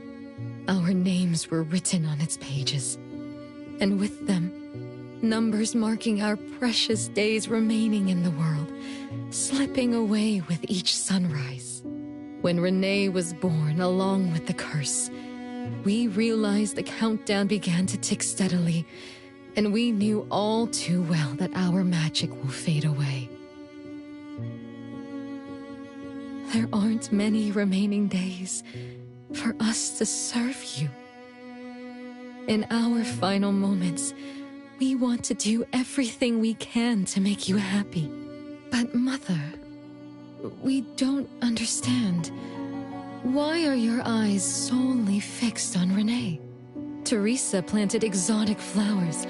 Elliot made sweets to your taste. Yvette designed and tailored clothes. We gave it all to win a smile from you. Yet what we receive is but a blind eye. Renee is the worst of us all.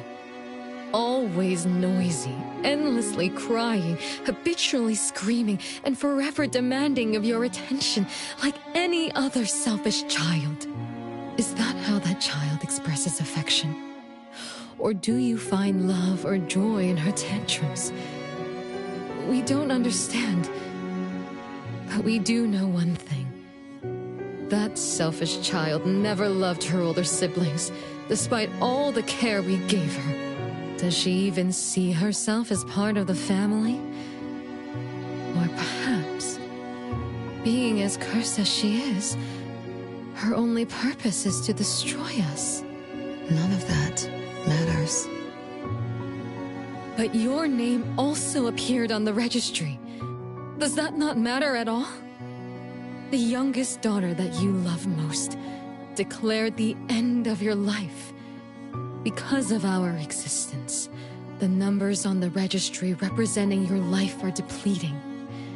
When the numbers reach 0, we will fall asleep with nothing left but gratitude.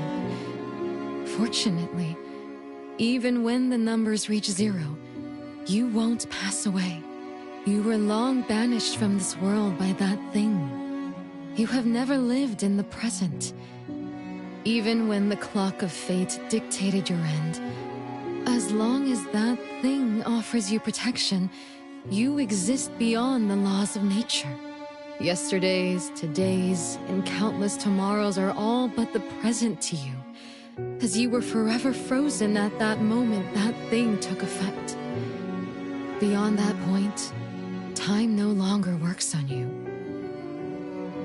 In the endless nightmares she brought upon us, this is the only thing we are thankful for.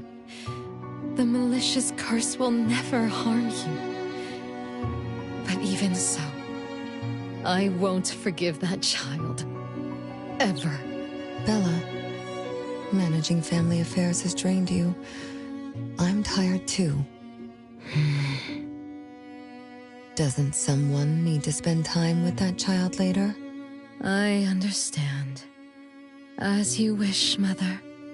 As long as this makes you happy and fulfills your final wish, we'll maintain the facade of harmony until that child's curse destroys us all. No. That can't be right. Did I curse my own family? Am I the bane of my family, causing its ruin? Did I steal Mom's love away from the other siblings? Did I even take away their lives? Look at you, denying that you ruined everything. Exactly like before. It shouldn't be like this. You're right, sis. But why me? I love you all from the bottom of my heart. Do you all hate me? If that's true, why were you waiting under the tree to catch me?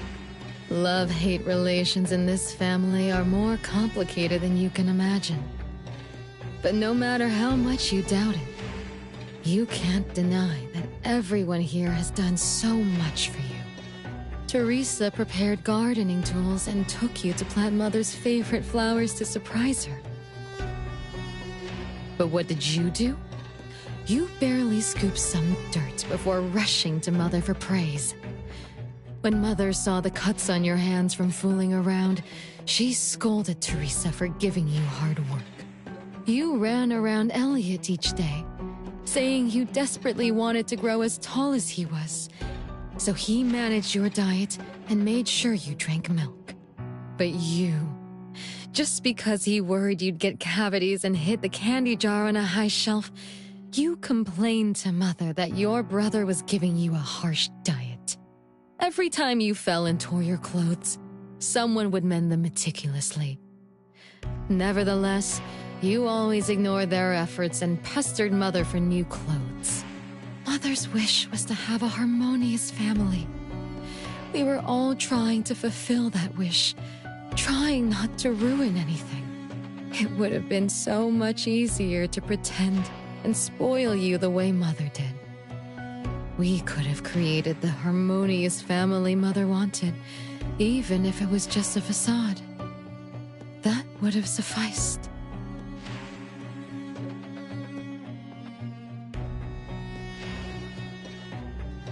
But we couldn't. Even after all your mistakes, we couldn't help but love you like real family. You were our most precious little girl. However, in the face of death, in the face of the curse you brought upon us, even the most sincere love wears out. From the moment you were born, we've been shrouded in the shadow of your curse. The most unforgivable thing is, Mother, she who brought us into the world, was the one to pay the ultimate price.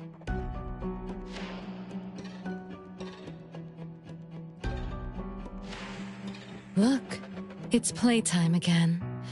Your favorite game of hide and seek. You were always the worst at hiding. Anyone could find you easily. You were bad at hiding, but worse when you were it. Once, you turned the house upside down and still couldn't find anyone. I remember. It was getting late, but the house was so quiet, so empty. I remembered the ghost stories you told me, and suddenly felt the paintings were staring at me, and the tables and chairs were slowly moving. I thought you left me behind. You finally remembered. But now, looking at it, the opposite is true. You're the one who abandoned us. When you started wailing that day, we came out of our hiding places. Do you remember what we told you? We are a family, and we'll always be together. That's right. Good girl. Time is up for hide and seek. Once again, you're all alone. Come find us. I'll be it? This time, you have to find all of us. We'll be waiting for you.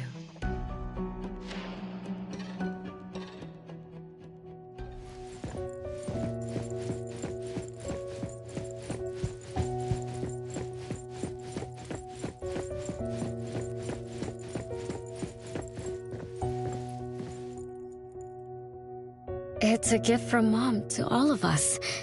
I have one too. Though I carry it all the time, I've forgotten where it came from and what it means. Oh, it's so good to be back. I found you. I finally found you. My most important family. Huh? Red letters? It's strange. Mom doesn't like red. Why would something like this be on her clothes?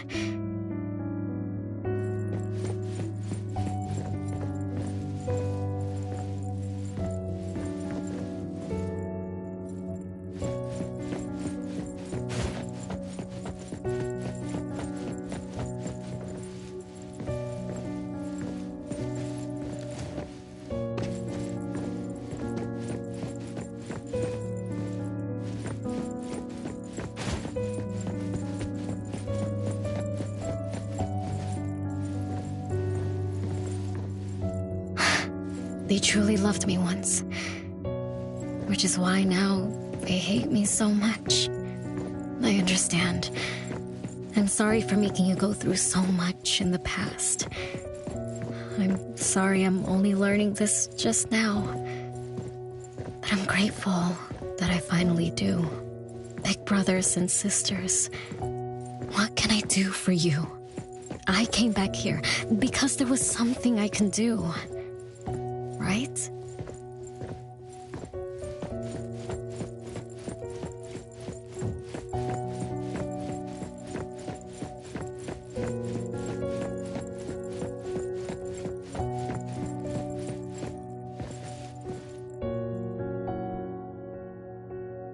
No one found me? Yay! I'm about to win! I already told you I'd win this time. No one will think Renee is hiding here. It's Renee's secret hideout. What's that? Me? I thought we were it, so we can find my siblings. But why is my childhood self here? Back then, who was actually it? Was it Mom? Wait a second. Are we really seeing the past? I think so. I do remember something like that happened when I was a kid, but I only remembered part of it. What we saw should be the whole thing. Are you really sure this is the whole thing? At least, that really happened. Every small thing I remember confirms that they were real. So those words, all those hurtful words, they were real too. Is that right? Something doesn't add up. Please, follow me.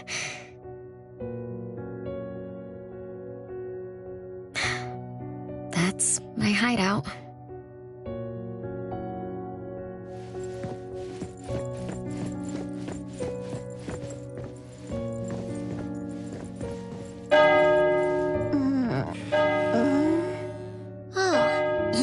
You found me. Am I the last one to be found? That means I almost won, right? Next time, I'm going to hide somewhere no one can find. Oh, are we going to eat soon? Remember to wash your hands before eating. My big sis and big bro will check. If I don't wash my hands, he'll pinch my cheeks. He always says my cheeks are like the softest dough. He only says that because he wants to pinch them. I'm going back now. Is this the last puppet? No. The last one is here. Look, another letter. R. I've always carried this puppet around. Why is there a red letter etched to it too? It must mean... You finally arrived, Renee. Yes. Big sis, I'm back. But you still don't understand. All you did was watch a replay of how our family met our demise. You must have enjoyed how we cursed ones relive our miseries day after day. No, Big Sis, that's not true. The audience, forgetting they were part of the play, denies their sins, as if forgetting would make it all go away. Have you ever wondered why you forgot this home? Forgot us? Were you forced to forget? Or were you unwilling to look back? Renee, you can't lie to yourself. I forgot about the family because I was escaping the past. Looks like you finally found the answer. Yes, I was born from your desire to escape everything. You left all the painful memories of home with me, so you could live carefree in your blissful ignorance. And I will forever call you back, trying to make you remember. You belong here. You belong to our family. So one day, you will knock on our door again.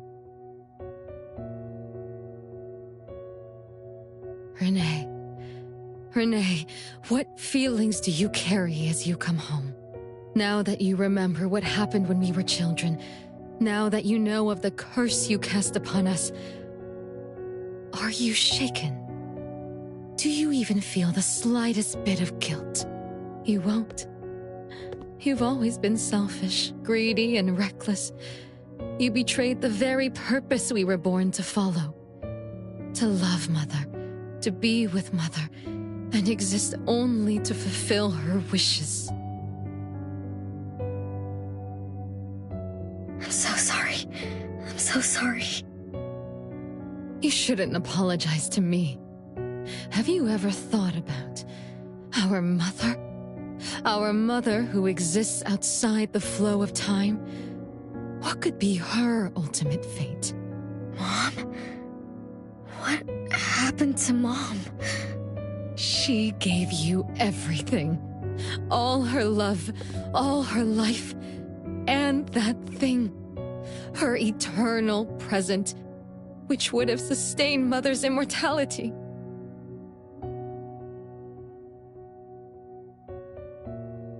Wait a minute. Big Sis, don't leave! The clock still turns backward. Let's return. Hey, how's it going? To witness that final day of destiny, where you are forever frozen. Come then, child of betrayal. I'll be waiting for you on the final stage.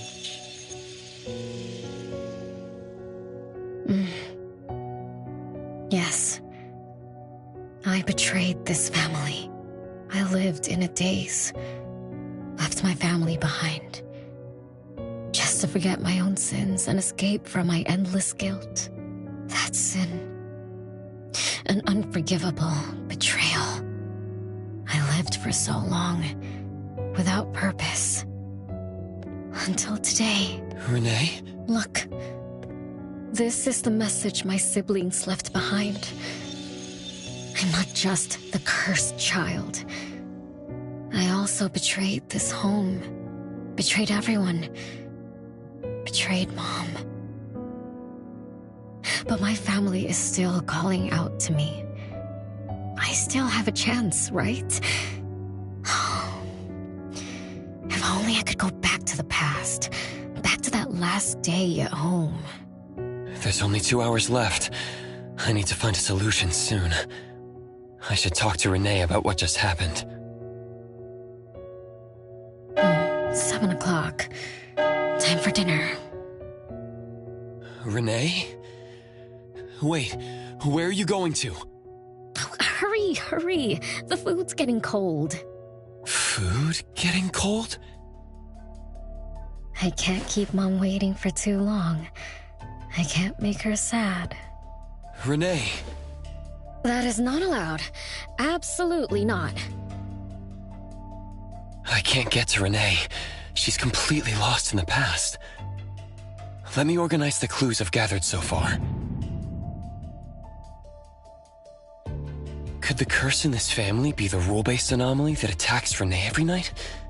After all, Renee and her siblings likely aren't entities that abide by the laws of nature. It does make sense to be targeted for that reason. But if that's the case, why does the anomaly only appear when Renee wakes up? Shouldn't the anomaly that enforces the laws of nature have appeared with the first child? Can we really trust this Bella? Something's not right. Also, why does the puppet Renee carry also have a red letter on it? Play with you. Are these things caused by the anomalous realm? Or perhaps someone, an Esper, orchestrated all of this? Is that Bella really a shadow from the past? Anyway, I should catch up with Renee.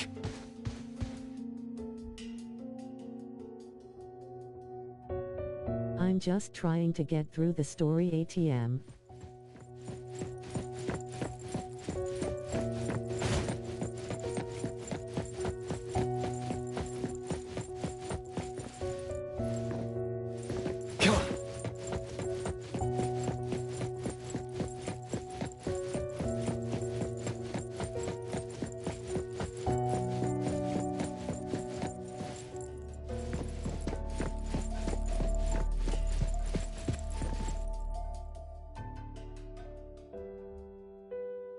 What's wrong, Renee? You haven't eaten much. Big Bro's cooking is great. I'm just not hungry. The Mighty King looks tired. He's not moving at all. Won't even sing anymore. Your little cricket? Yeah, my favorite one. Did the Mighty King die? He was still wiggling his whiskers around confidently yesterday. Or maybe he's just in a bad mood, like me. I don't know. In my garden, the cherry tree sprouts green buds. I'm all for it at endgame though. With laughter. Each day, withered leaves drift down, returning to soil, resting peacefully with insects that will never sing again. Such is life, a circle without end. Don't be sad. You'll catch new crickets with shinier shells and better songs. But I want to play with the Mighty King. He's been with me for a long, long time. Is there anything after death? Will we die too? I know. It's a world where you're all alone. No mommy, no big brothers or sisters. Just a world that's always dark. That sounds scary. I don't wanna... Scary? You're funny, Renee. Can't move, can't hear, can't see. That's no different from when we were sleeping in our wooden boxes. Dying isn't that big of a deal. Being alive is much better. I want to be with Mom and everyone forever. Appraiser, you're here. Wasn't I immature back then? My time with my family was running out. Mom had to witness my siblings enter the final countdown. Yet she still had to answer questions like that. Mom, who loved us deeply, must have been terrified of losing us, too. Appraiser, could we go see her? I just need to see her a bit more.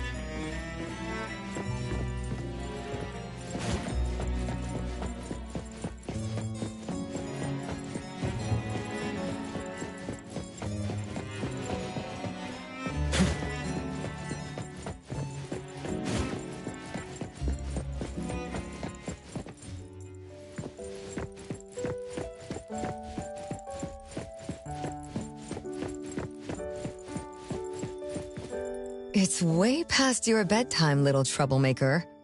I can't sleep. Oh, still feeling sad about the mighty king? Bella told me I'd feel better if I cry. She said that kids like me just needed to cry, get a good night's sleep. Then all trouble will disappear by tomorrow. She said that no matter how sad she felt, she could never cry. So she was jealous that I could. Why can't Bella ever cry? Mama is the same. Huh? Why? Is it because you are grown-ups? Because grown-ups are strong? Mom and Sis work so hard for every chore in the house. I will grow up soon to help you. I'll grow as tall as Mom wants. Oh, if you want to grow tall soon, you can't be picky about food. No, I don't want to eat green peas. All right now, Mama will tell you a story and put you to bed. You'll grow fast as long as you sleep, okay? Are you continuing yesterday's story? No, tonight I'm telling you a story that no one has ever heard before. Once upon a time, there was a carpenter living in the royal city. Her skill was beyond compare. People said she had the magic to breathe life into wood. If she wanted to, those lifelike puppets she created could become alive. The old carpenter loved crafting, but she was facing a most difficult challenge. As she grew older, her eyesight was no longer as sharp, and her hand that held the carving knife wouldn't stay still. Could that be the end? She remembered what people said about her. If she was as good as they say, couldn't she craft her own assistant? She made up her mind, then began to work. What should a perfect child, a real child, have? He should have the strongest body. The child was born. He was sturdy yet nimble. And once his spring is sprung, he could run 2 laps in the royal city with no one able to keep up. Everyone congratulated the old carpenter, but she shook her head and said, "No, this isn't a real child.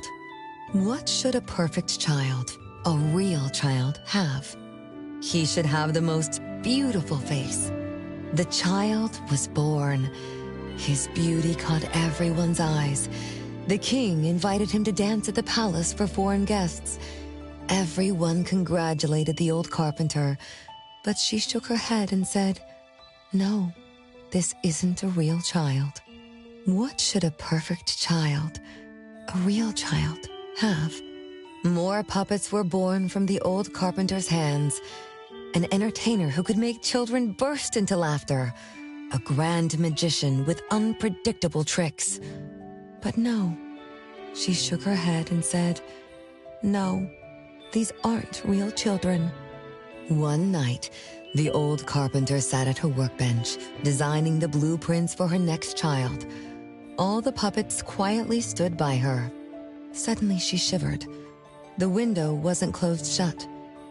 The howling wind swept away all the warmth from the room. The old carpenter stood up to shut the window, then went to the fireplace for warmth. For a moment, she had an idea she didn't fully understand. Perhaps the dancing candlelight added some warmth to the puppets' faces. She realized that puppets get cold too. The old carpenter took off her scarf and picked up the blanket from her lap. She made sure all the puppets were snug and warm, then went back to her table. Her pencil swooshed around as she began sketching. Soon, a puppet took shape on the paper. She picked up her knife and began carving on the most ordinary piece of wood. Soon enough, a new puppet was sitting on her workbench. There was nothing special about it, but the old carpenter let out a satisfied sigh, as if she completed a masterpiece. She leaned down to kiss the puppet's forehead gently, just like an ordinary goodnight kiss from a mother. Then did the same to the other ones.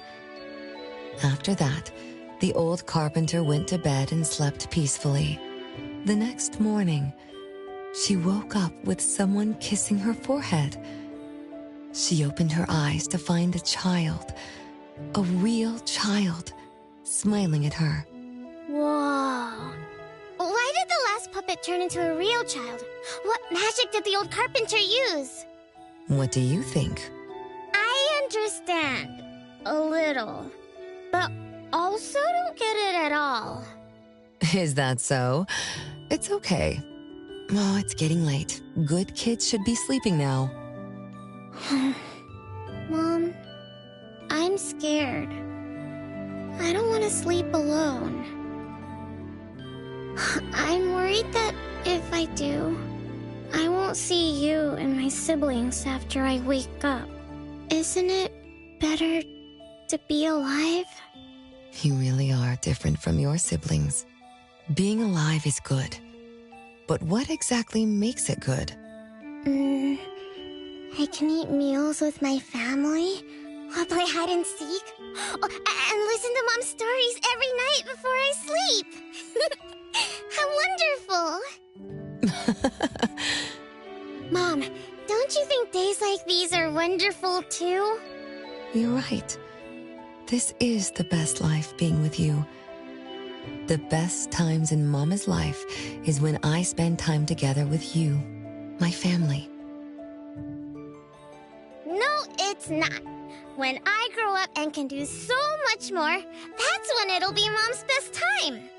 By then, I'll be so tall that Mom will be surprised. I'll be able to reach whatever Mom needs to reach. Oh, then I'm going to learn how to drive. I'll definitely be the first one in our family to drive. Once I learn, I'll take our whole family on picnics. When I grow up, I also want to... Mom.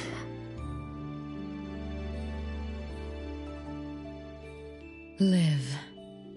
Live forever and ever. Do you remember now? That most selfish and greedy wish you made to our mother. With our death sentence, we should have turned back into puppets over 50 years ago. Have you ever wondered why you've been able to escape the debt collector until today? That's the secret that granted eternal life. The secret that froze Mother's body and soul at that very moment. And the price she paid for this eternal moment. Exiling herself out of the mortal world, living without worry or care, without joy or sorrow, without thought or feeling. She should have been enjoying her unmoving life, and we should have been nothing but puppets she made on a whim, with the sole purpose to serve as her children. All we had to do was live under Mother's roof, love her, be loyal to her, and fulfill all her wishes. It should have been that way, even when faced with the registry, faced with the curse you invited. All we could do was to give everything we got and do our best to fulfill our mission until the countdown ends. But what about you? You endlessly sought for Mother's attention, affection, and everything she could possibly give. Now tell me, on that final night, what did you wish from Mother? I told her I wanted to grow up fast. That's right, honest child. And then?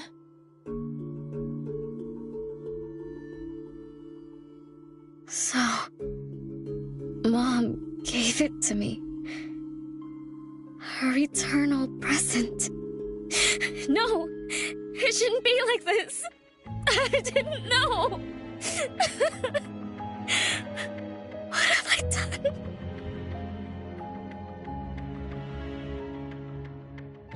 Renee, it's not like that. Yes, the eternal present that should have protected Mother is now in your eyes. You didn't just betray us, but also the person who loved you most.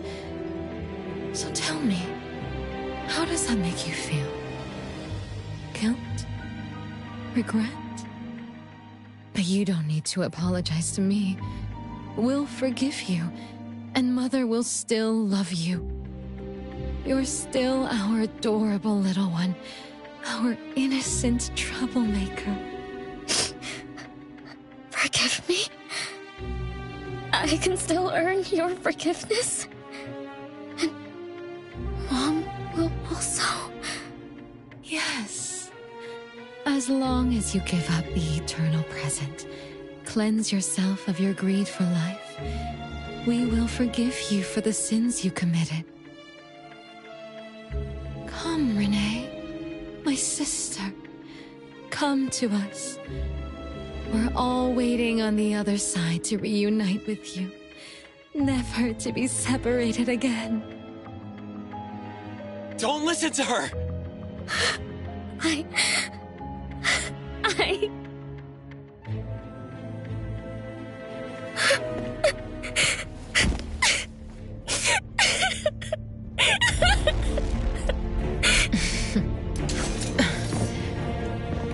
Who exactly are you?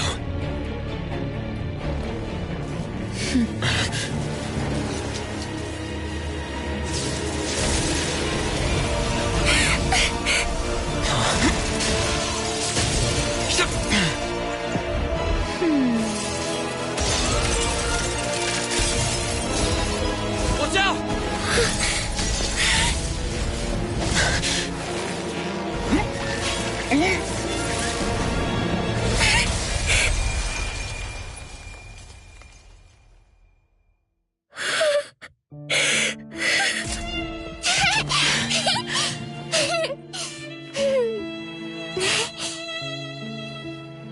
Remember to get to bed early and eat your veggies.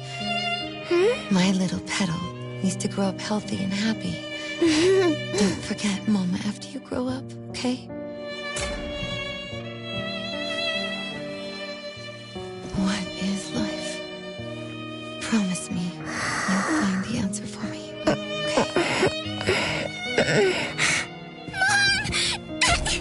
Where are you going?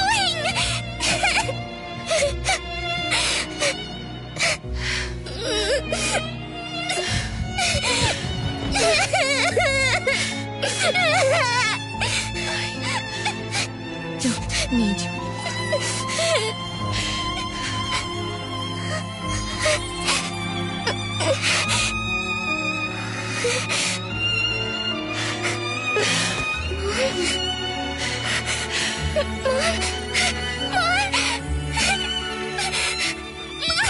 Don't go!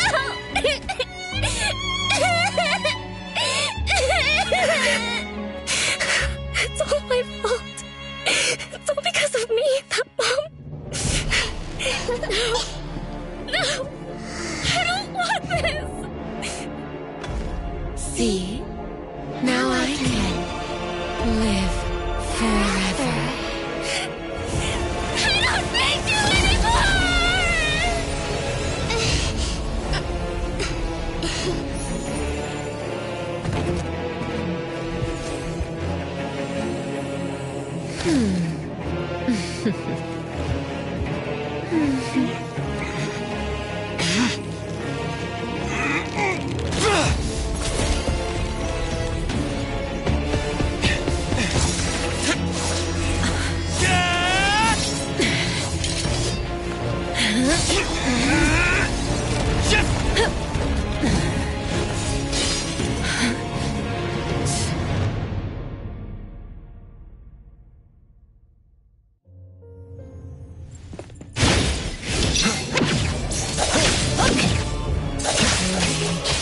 Hatred, resentment, It's fine. emotions, as if engulfed in flames.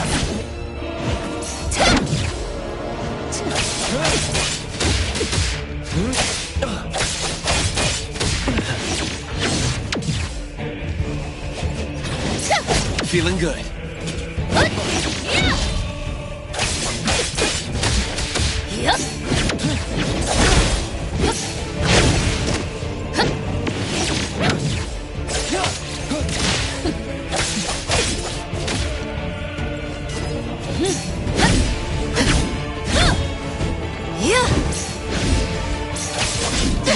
careful.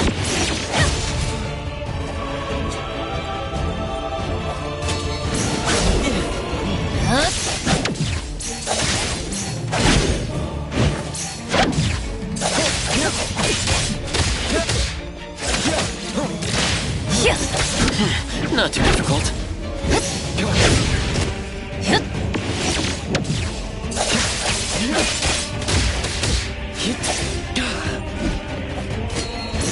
Feeling good.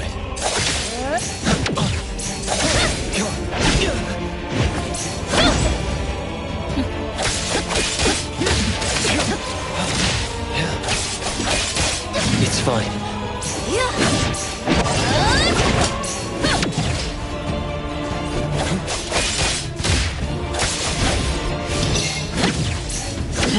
Not too difficult.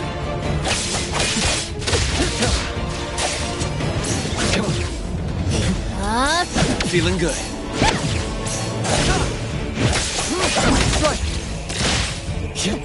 Let's finish this!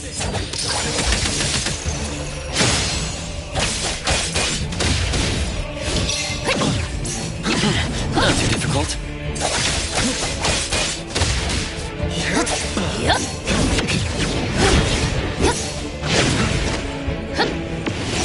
Feeling good. Engraved.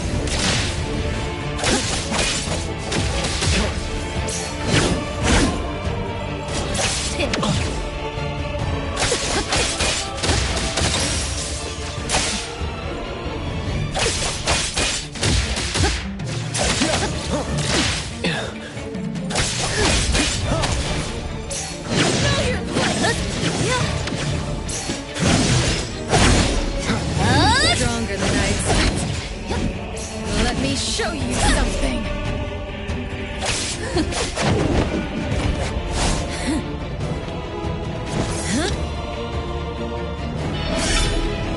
You're just a plaything in this illusory realm.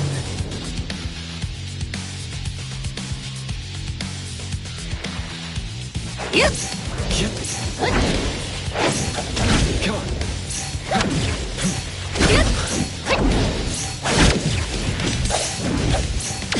Entertain me with your struggles. Once I'm born, I'll bury you in this scarlet floral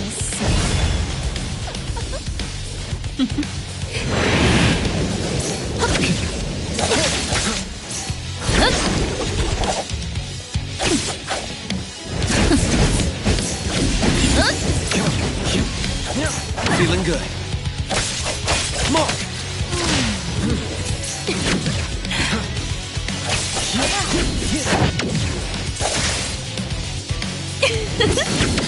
Not too difficult.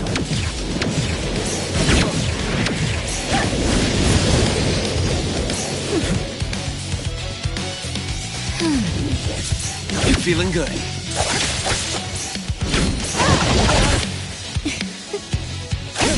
Divide. It's like zero.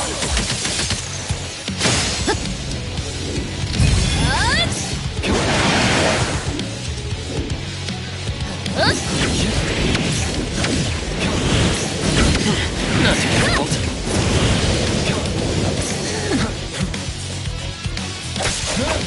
Right. Feeling good.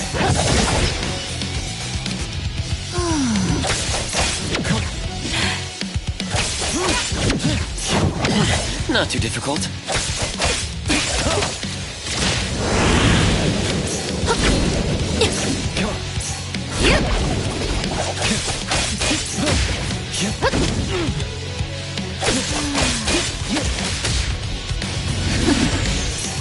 Watch the timing. My mistake. Feeling good. Watch the timing.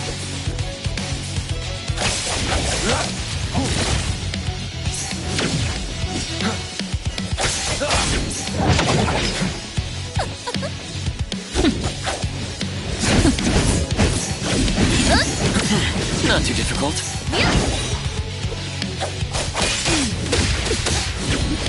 Mark!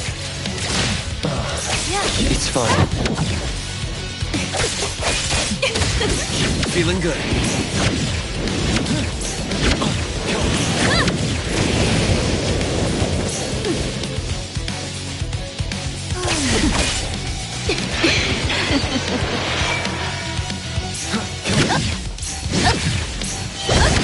Not too difficult. Let's finish this! Time for a dance! That's right! Where are you going? My mistake!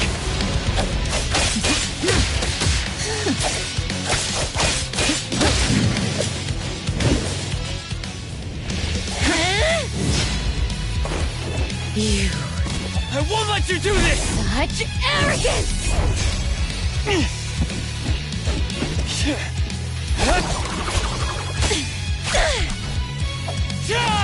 Is that it?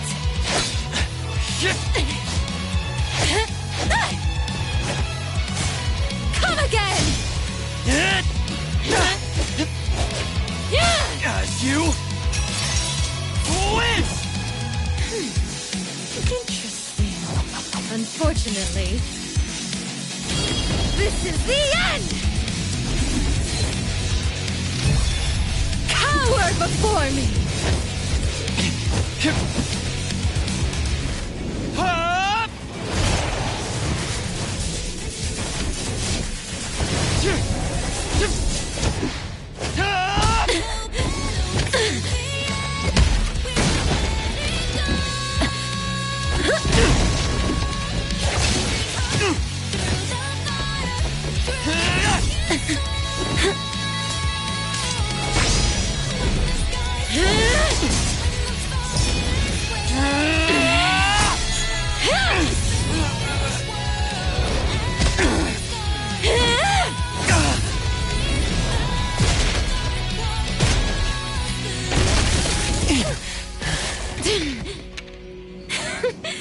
That look on your face. I like it!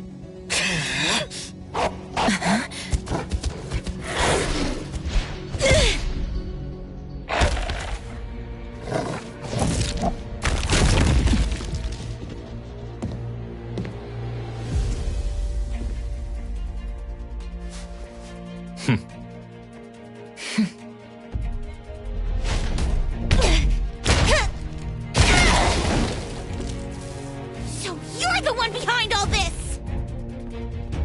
It's you. All at once? Tick-tock, tick-tock. Aren't you running out of time?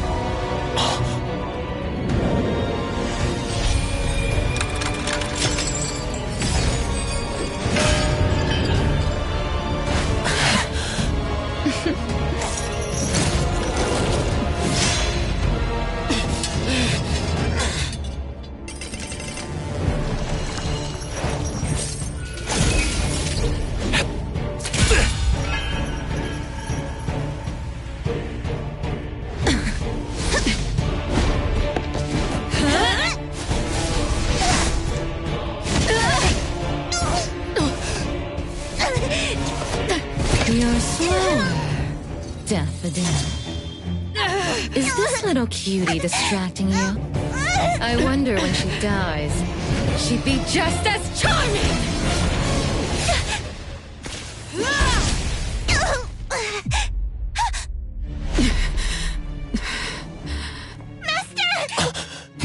How nostalgic, sister. Sanko. We'll meet again. Just so you know, Mother misses you too.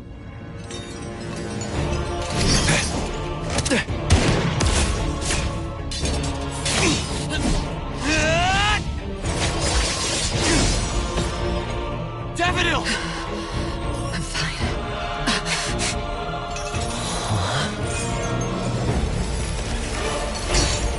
It's not over yet.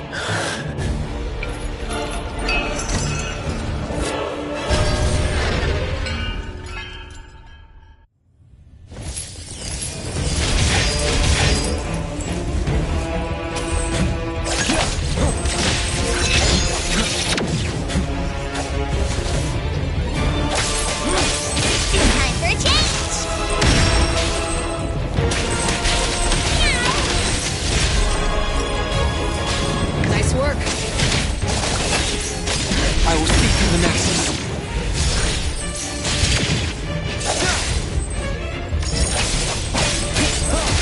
Feeling good. The easy dynamite arrived!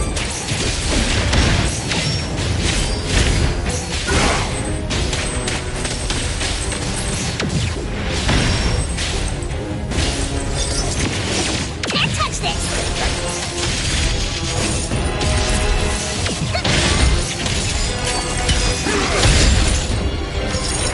Let me take over. Engrave.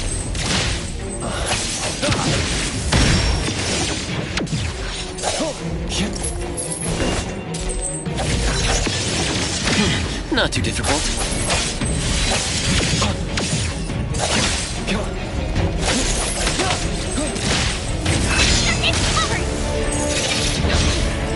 I will see through the nexus.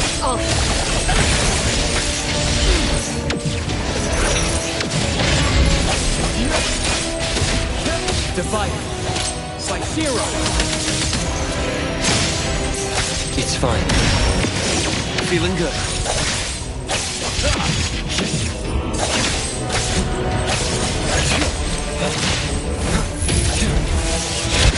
Nothing.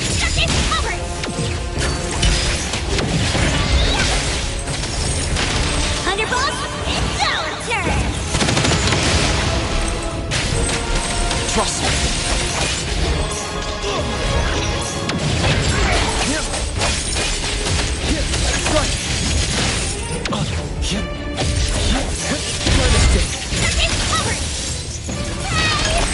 I will see through the nexus.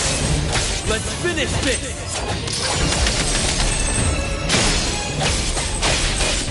The futile attempt. What you see is an illusion. Trust me.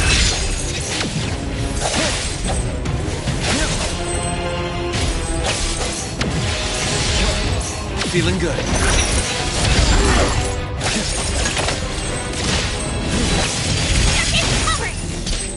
Just warming up.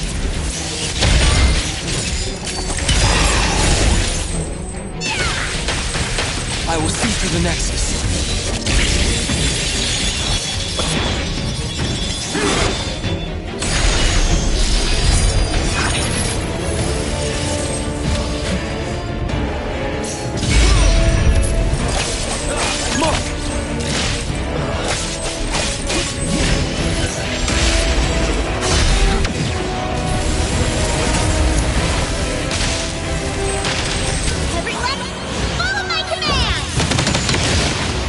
Trust me.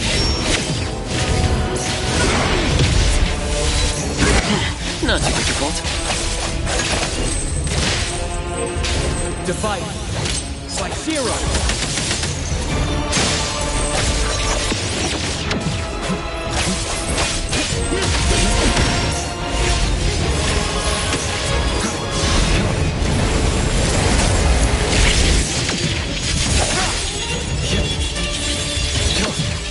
Feeling good.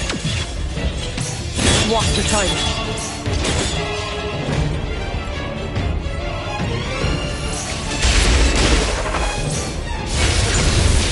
What arrogant! You can challenge me?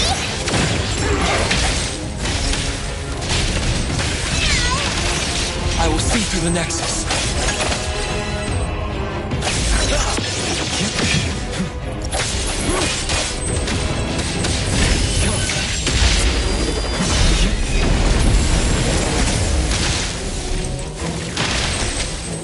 Let me take over.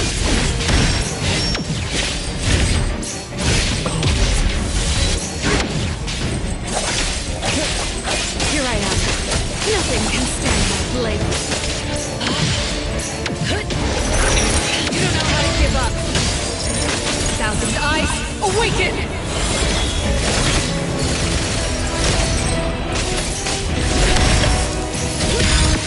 No problem.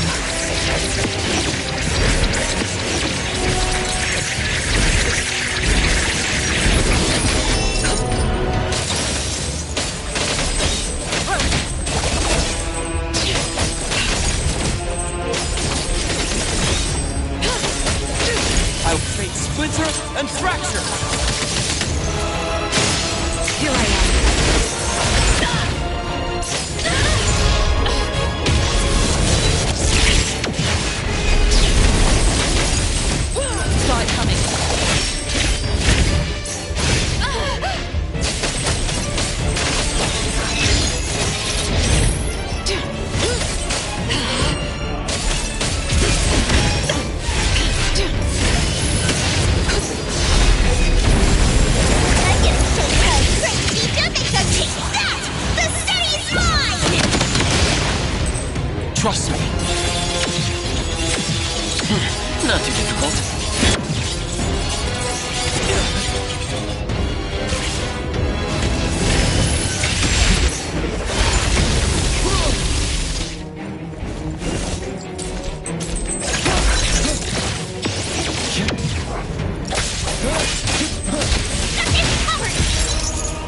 Is everyone okay? I'm fine. But Daffodil, are you okay? Master got hurt the worst. And it's all because of me. I'm fine, really. It's good that you're okay. Renee's unharmed too. Just dizzy from breaking free of the anomaly spell. Unfortunately, Zanko got away. She's the core member of the criminal organization, the Scarlet Letter. And a report for the puppetization case. That's gonna be a lot of paperwork. Thanks to everyone from A-Bone. The Bureau will continue to investigate into the aftermath of the issue between the debt collector and the Constantine family.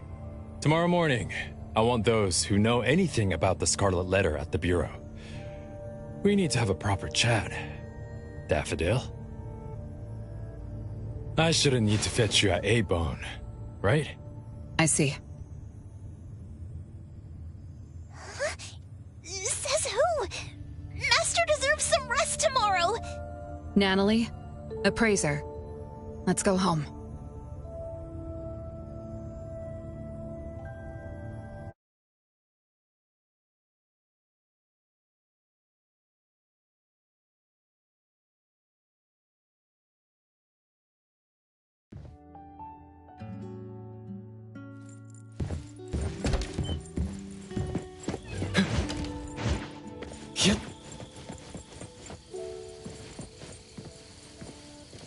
How are your wounds? You should rest earlier tonight. It'll be fine soon. And how are you? Are you okay? Her Esper ability can affect people's minds through auditory and visual hallucinations. I see. So all the stuff Renee and I saw were illusions layered on top of the debt collector's anomalous realm. Or rather, an illusory world tailor-made to her understanding of Renee, after thoroughly excavating Renee's thoughts and feelings. In other words, Zanko used her Esper ability to alter the family's history, making Renee believe she was responsible for her family's deaths, leading her to voluntarily give up her eternal present. The eternal present probably requires the owner's verbal consent before it can detach itself. An anomaly that can grant its host immortality must be incredibly rare.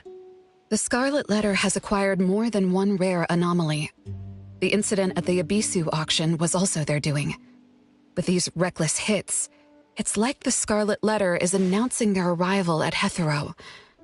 This is just what their leader, Madame T, will do to demonstrate her superiority. Lady T. Is she the mother Zanko spoke of? When she said Mother misses you too, could it be?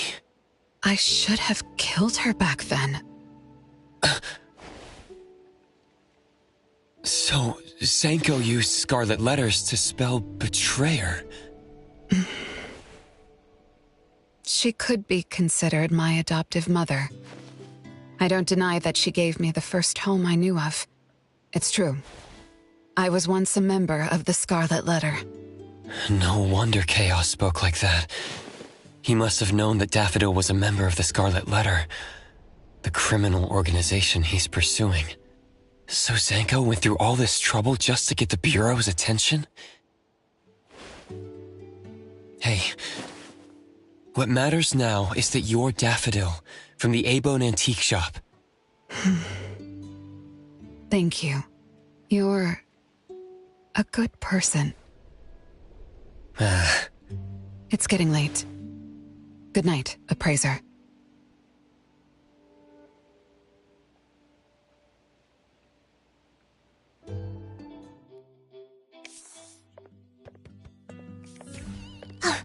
Appraiser, have you seen Master? Daffodil isn't here? She's been gone this morning, and hasn't come back. Maybe she is assisting the Bureau. For that long? We're here. The A-Bone Antique Shop. Appraiser, Natalie. Good morning. Renee! How are you feeling? And this is? This is Linko from ETD 6. Oh, so Chaos is handing Renee over to ETD 6 to take care of. Hello there. Take care of? We were just going in the same direction. Linko also has something to do at A-Bone, so I gave her a ride when we left the Bureau. Linko, you have some business here? Mm-hmm. I do have stuff to do. What are you up to?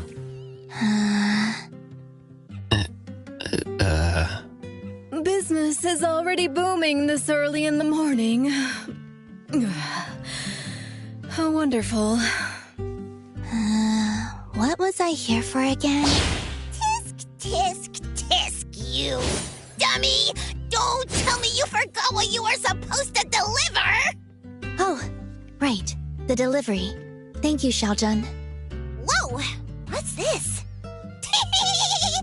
I'm an evil spirit that can devour souls! If you dare disrespect me! Xiaojun is my pet. Huh?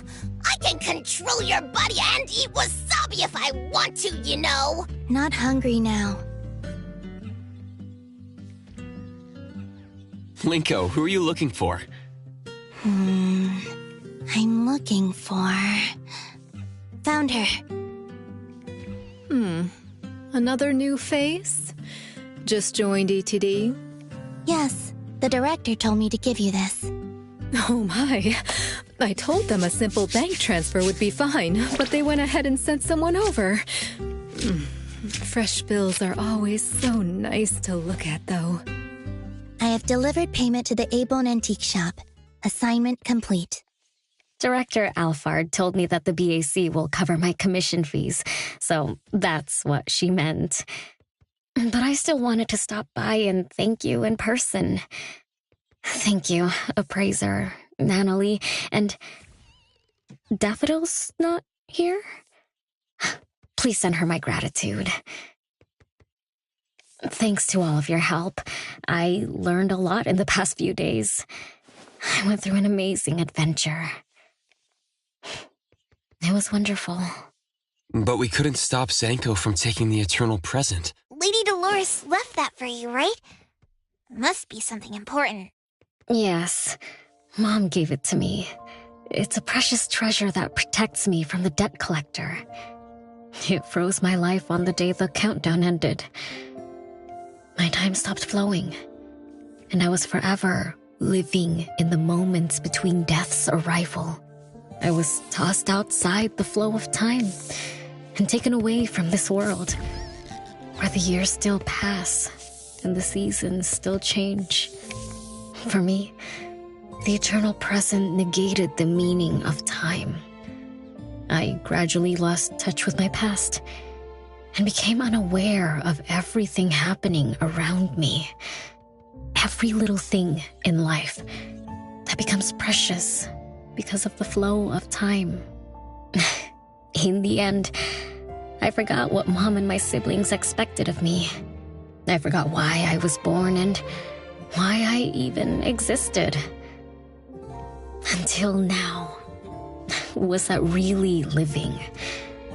That was the secret, or rather, curse, of the eternal life Mom and I possessed.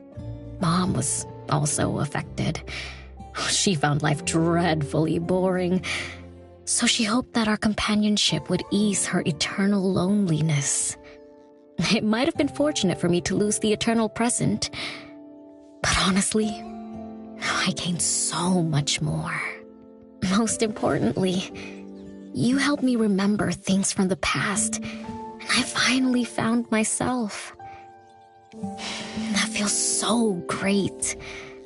I suppose I went through a rebirth, right? I'm so happy for you, Renee. What about the debt collector? Don't worry, I have a solution. Well, in addition To make the most of this precious rebirth, I've decided to travel around the world. I'll probably leave Hethero for a very, very long time. So for each and every day ahead, I wish you good morning, good afternoon, and good evening.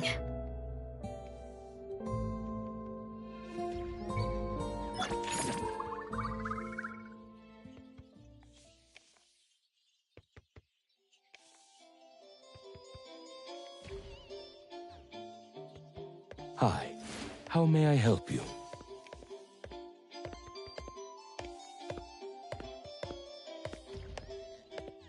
Break time, lol.